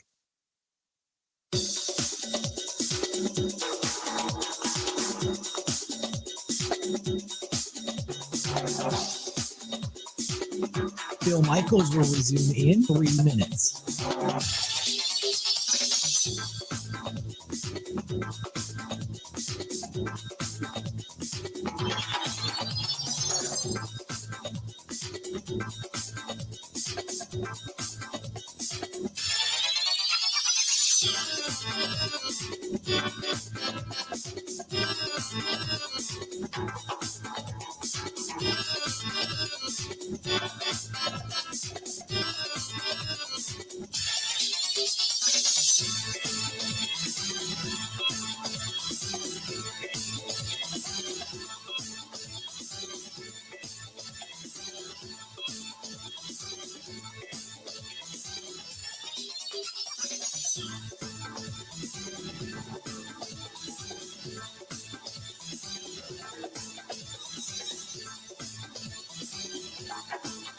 Bill Michaels will resume in 2 minutes.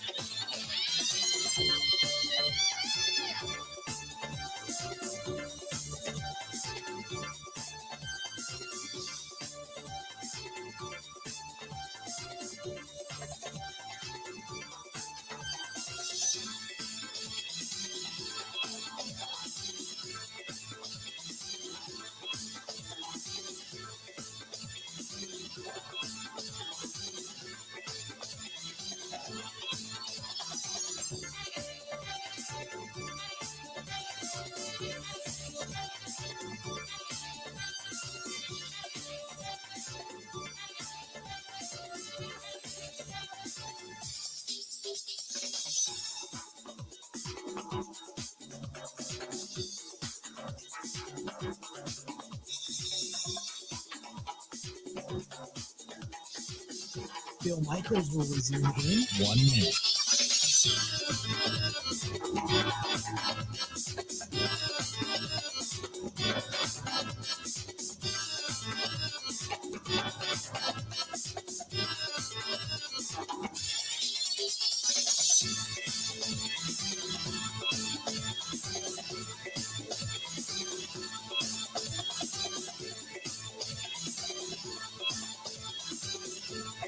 Bill Michaels will resume in 30 seconds.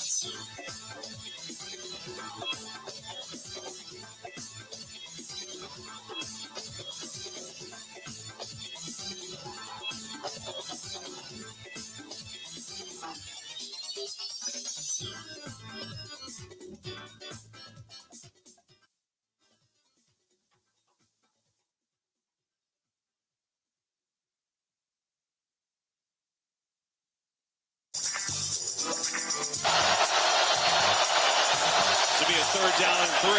Going for the end zone for Watson. He's got it. Touchdown, Green Bay. Give those guys credit over there.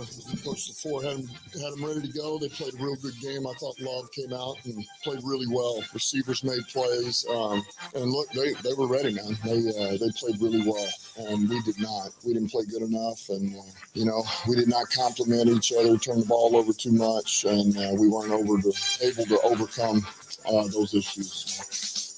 Who's the Black Friday Dick Best sex machine or chips? Welcome back. Yeah.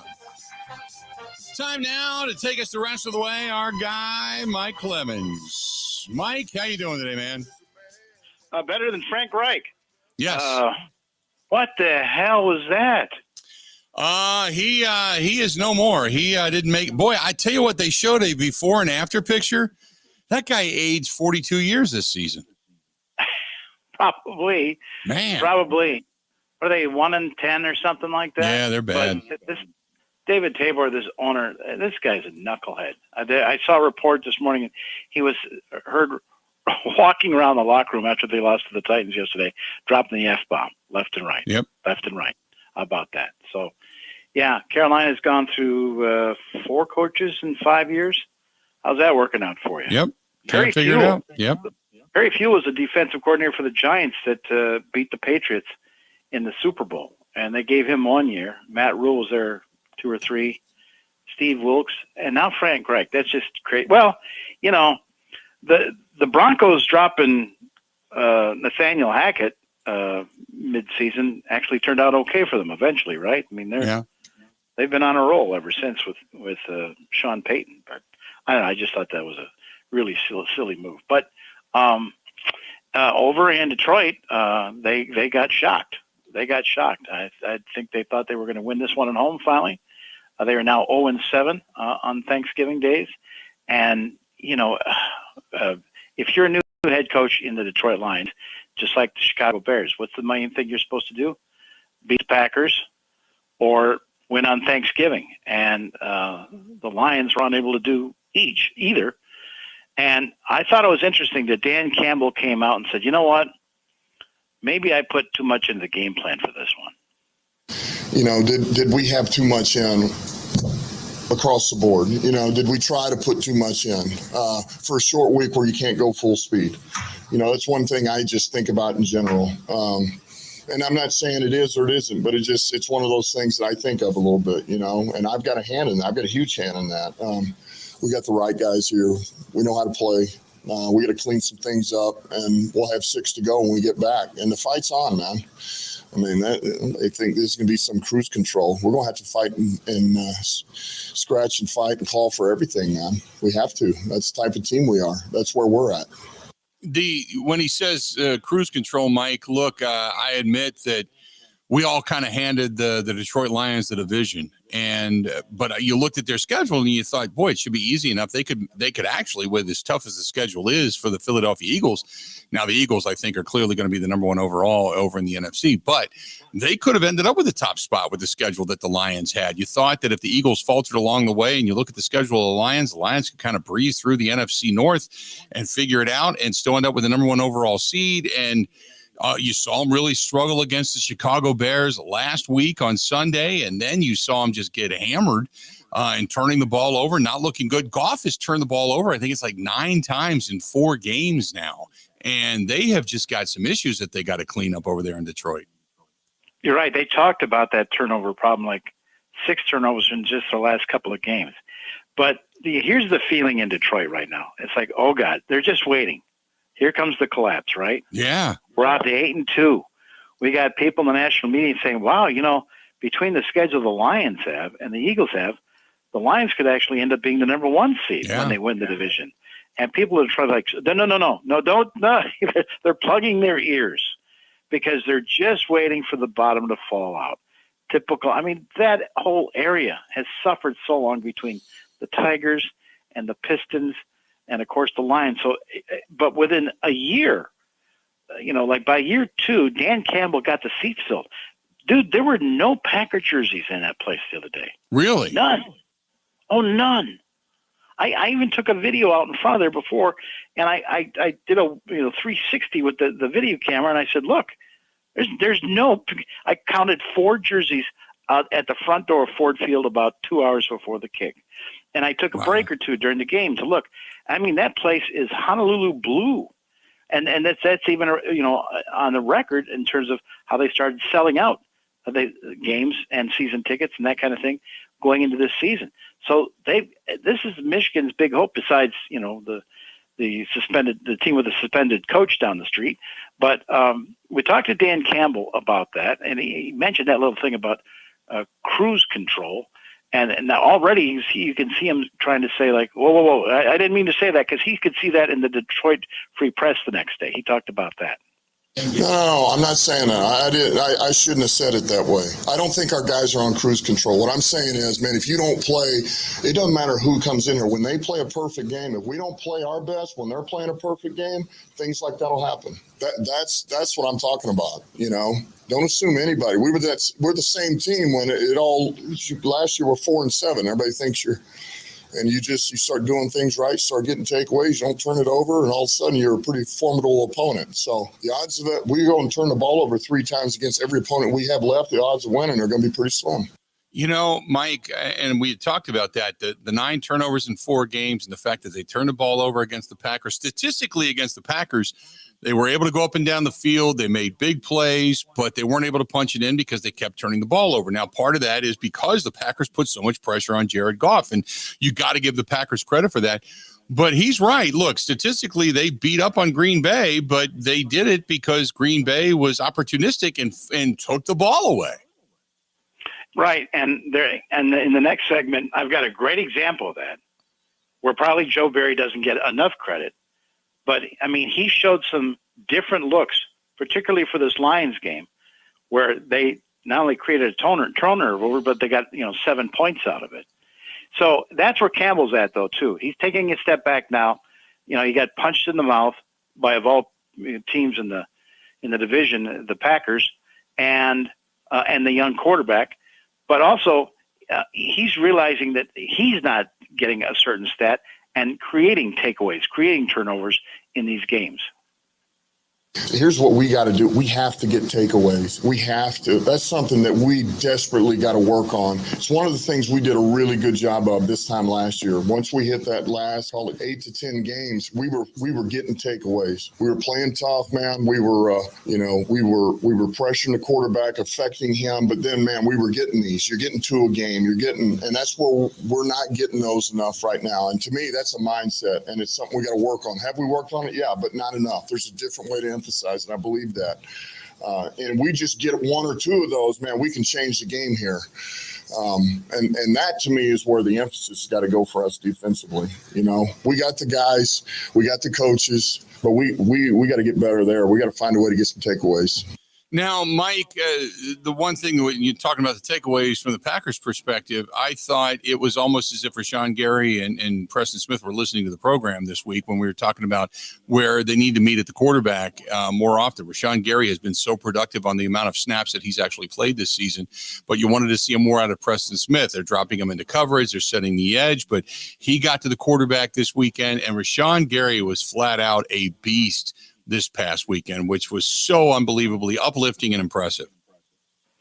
Right. And you got to think of the guy's journey. A year ago, we're in Detroit in November. We lose in an ugly game, 15-9. This is when, as Dan Campbell just said there, and remember, we were, under, we were 4-7. We turned things around and got things going for our season. Came up one game short, but at least we beat the Packers and were the spoilers to take them out. And then you start thinking about Matt LaFleur as a leader. And when or if are you going to determine he started to lose his locker with this young group? You know that LaFleur was not happy that he got stuck with 13 draft picks this past spring. Yeah.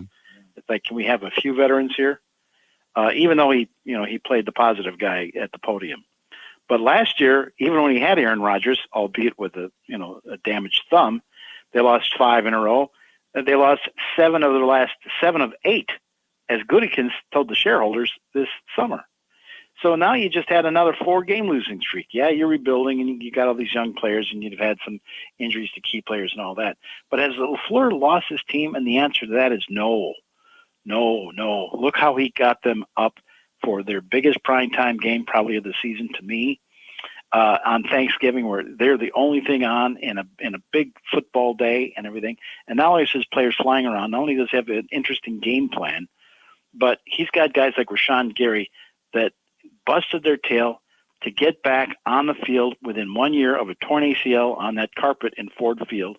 And not only have that, but have a huge game against the Lions, and enough to earn that $107 million contract that Goody gave him a couple of weeks ago.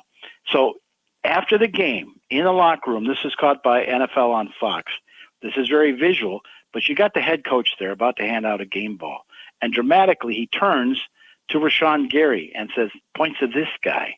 Like, look, this guy, we had to cart him off the field. And 1 year later, he's here with 3 sacks and leading this defense. And Rashawn Gary, who we've said, he's either in street fighter mode or he's in tears because he's such a high energy, emotional guy who does stuff for his mom and for his family.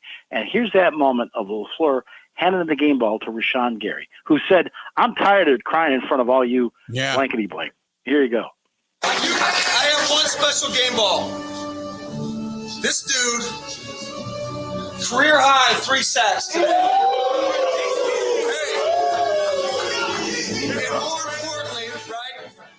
We all remember this a year ago. A year ago.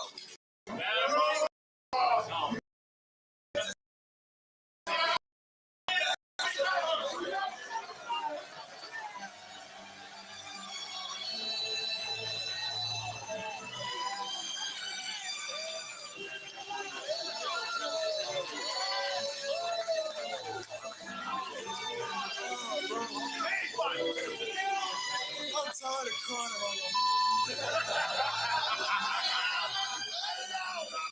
There you go. That's Matt LaFleur and giving the game ball to Rashawn Gary, who had a huge game. We're going to step away, take a quick break. Mike Clemens, brought to you by our friends at the Bay Motel in Green Bay. Bay Motel, quiet, cozy, comfortable, and just a mile from Lambeau Field. Perfect for a family stay, and the Bay Family Restaurant featuring homestyle cooking 7 days a week. That's the Bay Motel on South Military Avenue. Call them today, 920-494-3441, or go online at baymotelgreenbay.com. More with Mike Clemens, The Bill Michaels Show, coming up next. Covering Wisconsin sports like a blanket. This is the Bill Michaels Show on the Wisconsin Sports Zone Radio Network.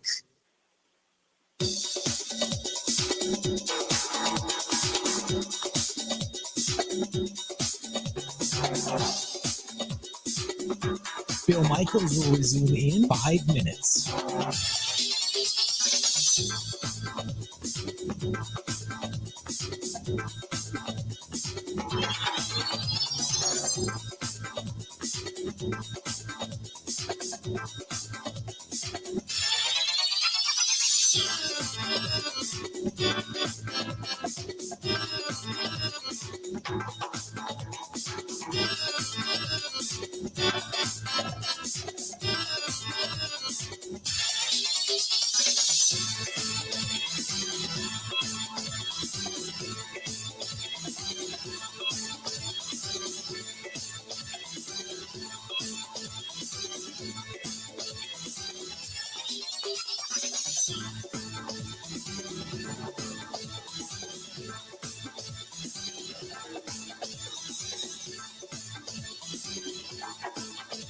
Bill Michaels will resume in 4 minutes.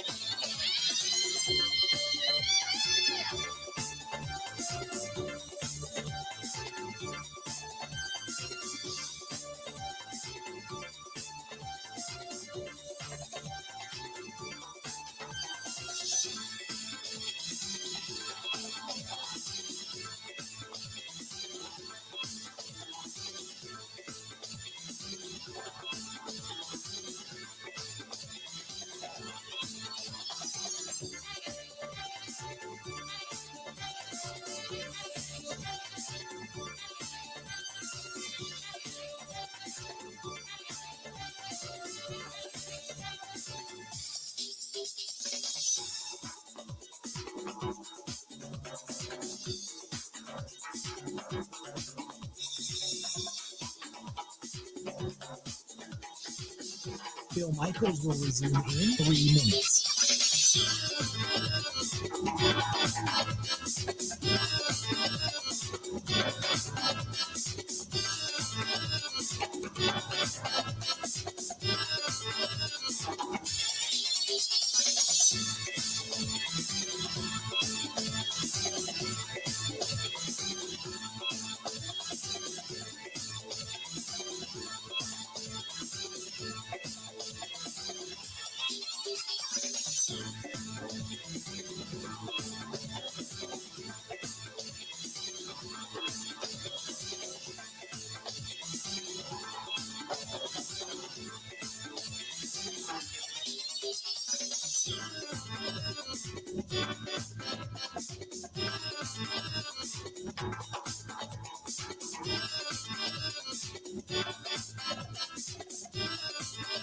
Bill Michaels will resume in 2 minutes.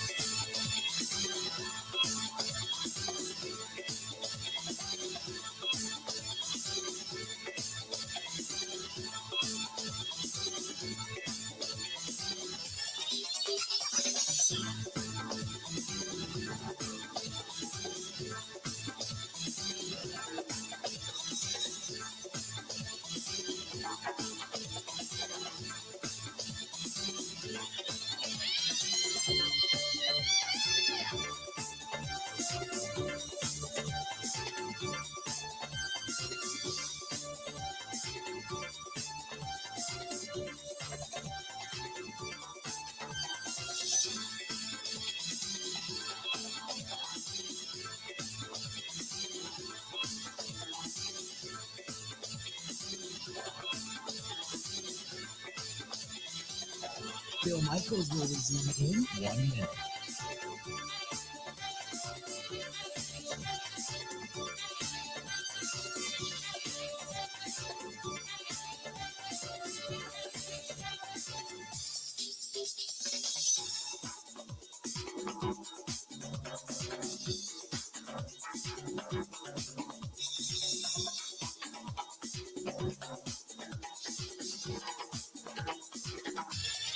Bill Michaels will resume in 30 seconds.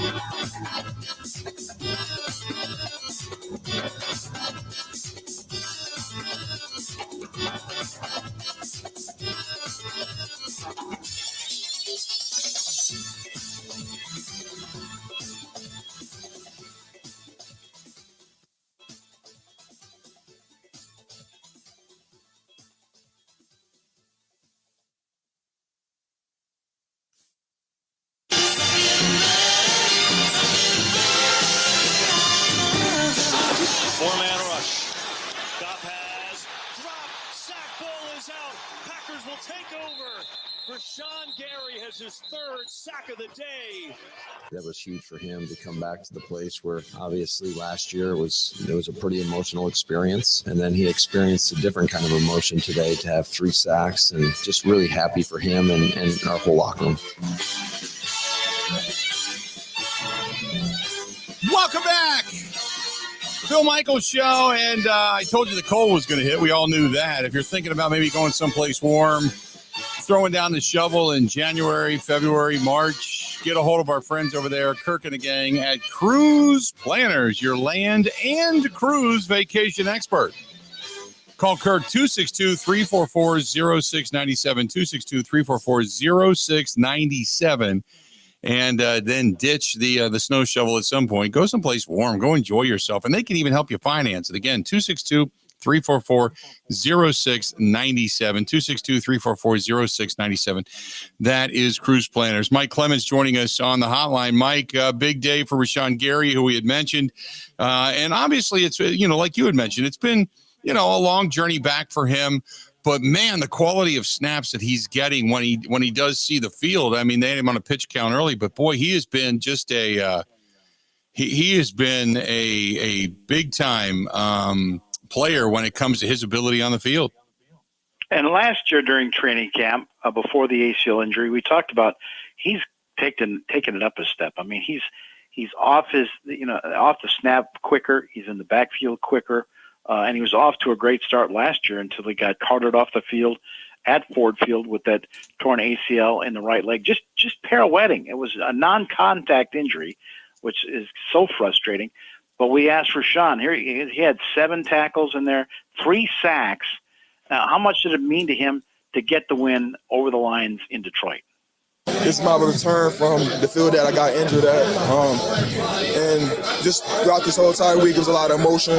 I was praying, talking to my family to keep my head calm, keep my head cool. And I'm just happy that, when I was able to step on the field, God took over and not allow me to think extra or anything. But that's why I was emotional, man, coming back to a spot where I had my first major injury and being able to perform how I performed and finish the game, most importantly.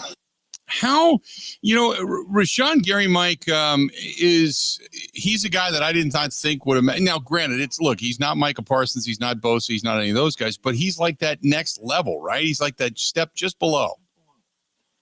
Yeah, and I don't know how much of a vocal leader he is, but he's certainly, everyone has seen how he's come back, how he's worked out. For the rookies that have been around him 6 months, they just see how he quietly carries himself in the locker room. But, one of the best things that helped out Joe Barry's defense was the offense. You're putting up the points early on. That's just the way it felt like. Every time the offense did something, or even when the defense scored on one, I can't believe it's still the first quarter. When does this thing stop? And yet, how much time is there going to be left on the clock for maybe the Lions to somehow make maybe yet another comeback in the game? We went over to cover Jared Goff, the Lions quarterback, about 8-3. And of course, what did you think of that play? Did the ball come out of his hands? Was that a fumble or was that a pass? To me, on the first replay, I thought, they're just going to say that was an incomplete pass. What did you think? I thought it was a fumble. I thought his hand was like stationary at the time. I thought it was a fumble myself. So, they're 8-3. And the Lions aren't used to all this attention. And he was asked, do you guys feel like now you're instead of being the hunters, you're now more the hunted? Yeah, maybe. I mean, we've had some success up to this point. We were 8-3 and 8-2 before today, and Yeah, teams are going to give us their best shot. We're leading our division. This is a division opponent. They came in ready to play and did a great job. I don't know if it changes how we approach the game. We're still hunting a whole lot. We're still hunting, first of all, our division and then whatever we can get after that. But the one where I'm throwing the ball, it's hard. It's tough. It's such, minuscule. Like it's called incomplete sometimes. Sometimes it's a fumble. The one where I'm scrambling, I got to take care of the ball better, no doubt. And it's part of my job.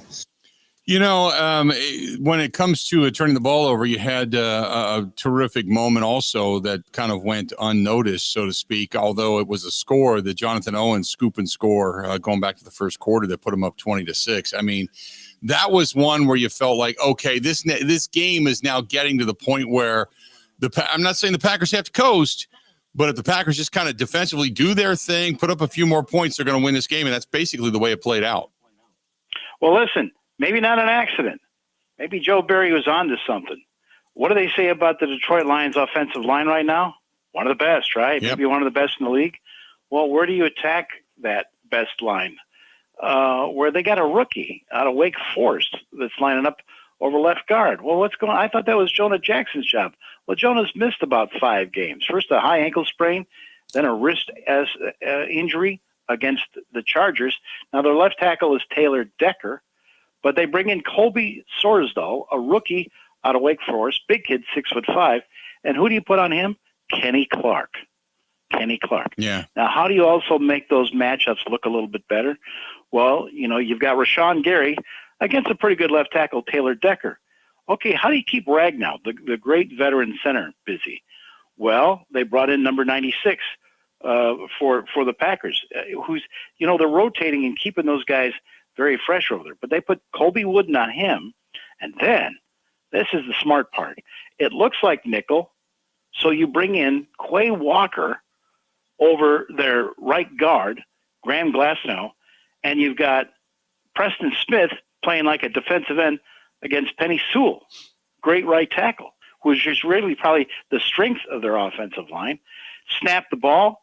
There's Jared Goff. This pressure is coming out of nowhere from the left-hand side. He's sort of trying to throw to Amon-Ra St. Brown, and Jonathan Owens has got him right in front of him. And when that ball comes slipping out of his hands, and it ends up being called a fumble, there's Owens to pick it up and having the smarts to not just stop, to say, take the ball in. If it, let the refs blow it dead or whatever. And so we talked to Jonathan Owens on his scoop and score in the first quarter that made it 20-6 for Green Bay.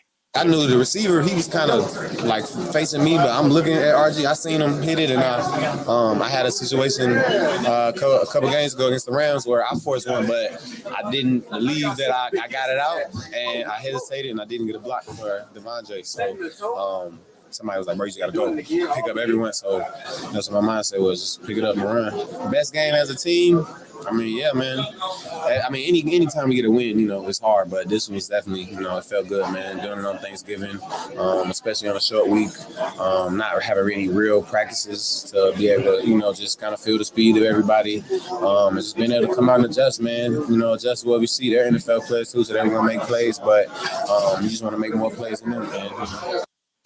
One of the big plays, Mike, I think in this game, and also there was a lot of highlights to talk about, was the fake punt. And, Dan Campbell, look, at the time that they, tried the fake punt, I was thinking to myself, I think like a lot of people were like, look, this guy goes for it and does wacky things more than anybody else in the National Football League, short of going for it on 4th down, and Nick Sirianni, what he does in Philadelphia. So I thought, I wonder if they're going to try this here. And then sure enough, the Packers, Lucas Van Ness and company, they snuffed it out, man. What a big turning point in that ball game. Right. I mean, it embarrassed the Lions at home. Like, oh, man. Rich Biscuit, Packers special teams coach, told special teams guys, including everybody is saying, Lucas Van Ness, the first-round pick, what's he doing? Well, he's making big plays in a game like that with Carl Brooks to not get suckered on the fake punt. And Bisaccia warned them about trick plays, particularly on Thursday night games. Again, with these Thursday games, Coach Rich always says, be aware, get your antennas high, because especially in that position in the game where they were down and they needed that fourth down, we were ready for it, and was untouched and got my eyes up, and he was right there in front of me and able to make a tackle. So definitely a critical play in the game, and I was happy I was able to get the offense back on the field to score some points there. Mike, let me ask you this real quick. Lucas Van Ness, give me your thoughts on his season thus far. I think he's right where Rashawn Gary was. People were asking the same questions about Rashawn Gary 3 years ago. And the good news is, knock on wood, you've been healthy at your outside linebackers. Mm-hmm. So, you've got Preston in there. You've got that. And Enagbare has done a nice job too. So he'll get his snaps. He'll get his opportunities, learning along the way. But, just ask Rashawn. He's like, oh, no, he's going to be fine because he likes his speed. And you can see his speed when you're down there at practice. The good news is there's old-fashioned trash talk going on now between the Detroit Lions and the Green Bay Packers. And one guy who's there to catch it all the time is your speedy corner that's in there now that Rasul went to the Bills, Carrington Valentine. He said one of the Lions players came up to him, to number 37, said, "Who are you?" I know one of them said that he didn't know anybody on Green Bay personally, but I think you need to go watch some more film because I didn't cut it. But other than that, I just go out there and compete. So if he don't, then it's gonna be a long time coming for him because I'm not going back down to anybody. Yeah, interesting, because they were playing a lot of young guys. A lot of their starters had been banged up or on the IR, and so the young guys are getting an opportunity, and I like Valentine. He's starting to shine. I know they picked on him early, and he seems to kind of, licked his wounds and gotten a little bit better. And another guy that's getting really, really good, they're using a little bit more specifically in the run games, Jaden Reed as well. Yeah, with those end runs. And that one that he made where he cut back in and sort of snaked back and forth up the middle to get another 15 yards. How about Malik Heath? That's the kid, undrafted, we talked about during training camp. He did make the roster, and now he has surpassed Samori Torre, who's been a healthy scratch last 2 or 3 weeks. I think the only difference is Heath just seems to be more physical, both on special teams. He had 4 catches in that game against the Lions.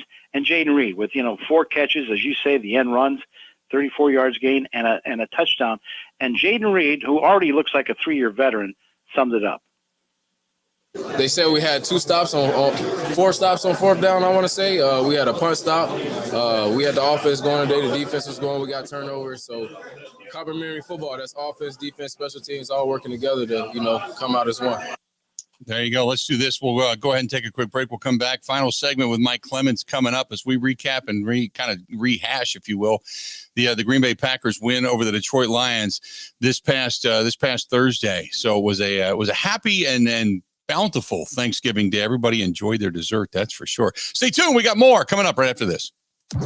Covering Wisconsin sports like a blanket. This is the Bill Michaels Show on the Wisconsin Sports Zone Radio Network.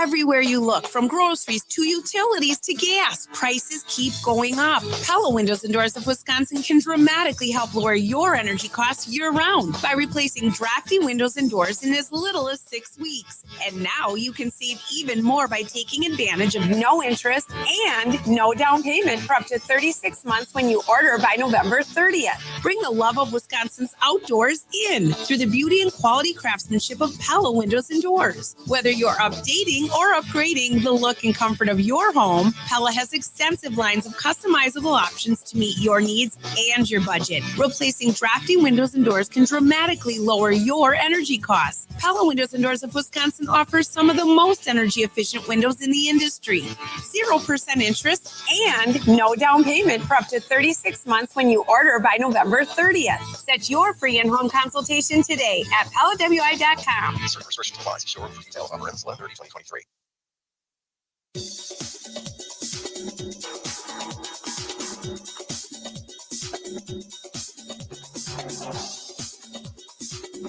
Bill Michaels will resume in 3 minutes.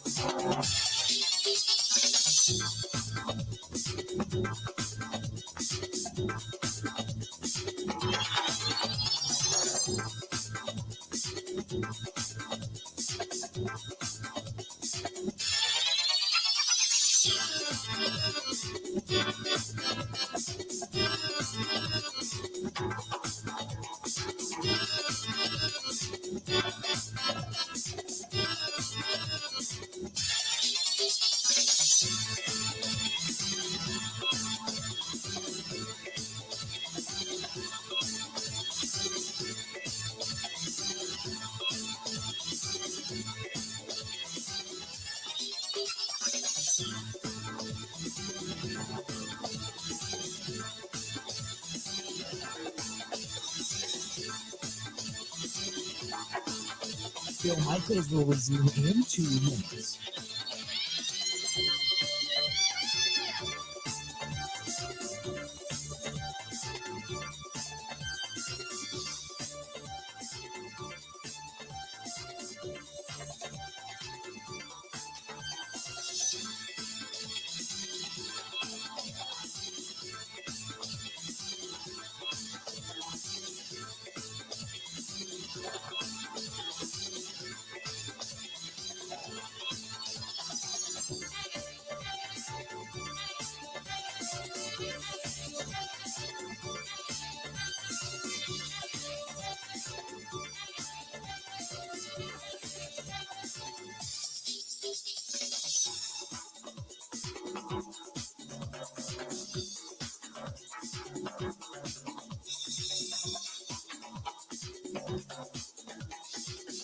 Bill Michaels will resume in 1 minute.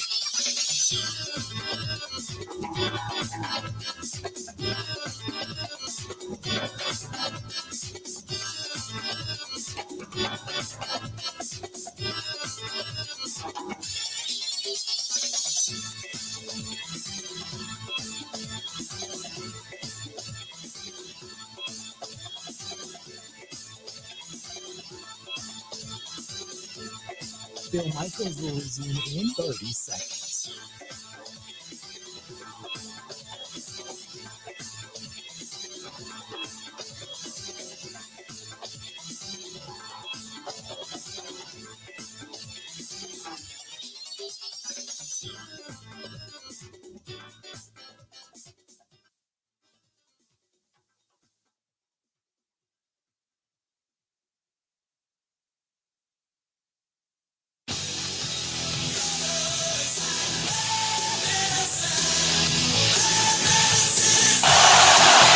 Start with A.J. Dillon in the backfield, but it's a fake. Love protected.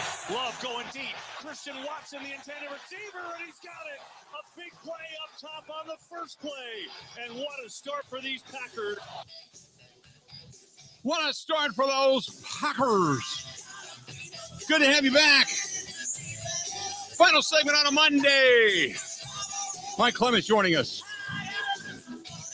Good to have you on board today. And a couple of things, Mike. It seems also, and I wanted to make a mention of this, that the offensive line, with all the adjusting and changing and such that went on and open competitions, seems like that has settled a little bit as well. And it's certainly, don't get me wrong, it's been an offensive line that all season long, it's been one of the better offensive lines at protecting the quarterback in pass situations all season. But it seems like it really played well on Thursday. Yeah, and I just asked Stanovich about that again. What's the deal with the rotation at left tackle? Why can't you decide on a starter between Josh Nijman or Rasheed Walker? And he's like, hey, there's a competition going on. Okay. Yeah. I mean, normally you lock it down at the end of training camp. You have some injuries, but you pretty much always know who your first five is. But to me, maybe not only the play of the game, maybe the play of the season is to go into Detroit. And you've had Christian Watson. What was that stat we had? Of the 9 interceptions Jordan Love had thrown, 5 were to Christian Watson, usually in crucial situations. And so we asked Love, when did you put in that play to go to Watson for over 50 yards? What day is this? Thursday. We know since Wednesday. So something we put in this week that, we thought was going to work. And we were confident in it. And came out, obviously put the ball up there. And Christian went up there and made a great catch. And that was a play, correct me if I'm wrong, that they thought about getting rid of. Isn't this crazy? Now listen to Matt LaFleur here. He doesn't have to give this up. But here's a guy who must feel secure in his job, because you take that play and he reveals, and like a knucklehead, I almost canceled that play. Here's what he said. It was one of those deals. Matter of fact, I almost changed that first play call. I was kind of mulling it over quite a bit, and I texted Jordan this morning and told him I was going to change it to something else, and he said he wanted this call. So I said, okay. Wasn't quite sure where the ball was going to go. I had a good idea. It might go to Christian, or I thought maybe Rome. Just with the action that we have, I was kind of concerned that we didn't have the checkdowns that we might need. But our protection was phenomenal, because it was kind of a later developing play to throw a post. And I told Christian right before the game, I said, hey, there's a good chance this play is going to go to you. Just go up and attack the football. And he did exactly that. So he had a big time game today. Well, and he did. And Christian Watson, Mike, he that was the first time that I think I don't want to say confidence grew from Matt LaFleur or from Jordan Love, but from the fan base. It was the kind of game that he had that gave a lot of people confidence and hope. LaFleur just said, I almost canceled that play, and Love said, no, keep it in. We're going to go with it. We asked Watson at his locker, hey, congratulations, and you ended up leading the game, leading the Packers with receptions. But did you know that Matt almost pulled that play off the chart? I always want to take the blame, off Jordan. When I know I, didn't do something that great, or I could have been better. I don't want him taking all that heat. I think that I'm strong enough, mentally to block all that stuff out and get through it. When stuff isn't going our way as a team and it's getting thrown on Jordan, I'm trying to find ways to take that off of him. He's had complete confidence in every single one of us. As a receiver core, we're working every single day to be the best players that we can, and he sees that, and we see that in him too. We come together really well, and we have 100% faith in each other. And he reiterates that almost every single week to all of us. Just let us know I got faith in you. Mike, great stuff as always. Here come the Chiefs. We'll talk later this week, okay? Thanks, Bill. See you, pal. There you go. That'll do it. Monday, the 27th in the books. We got a whole week yet to go leading up to Patrick Mahomes and company coming in here on Sunday night. Until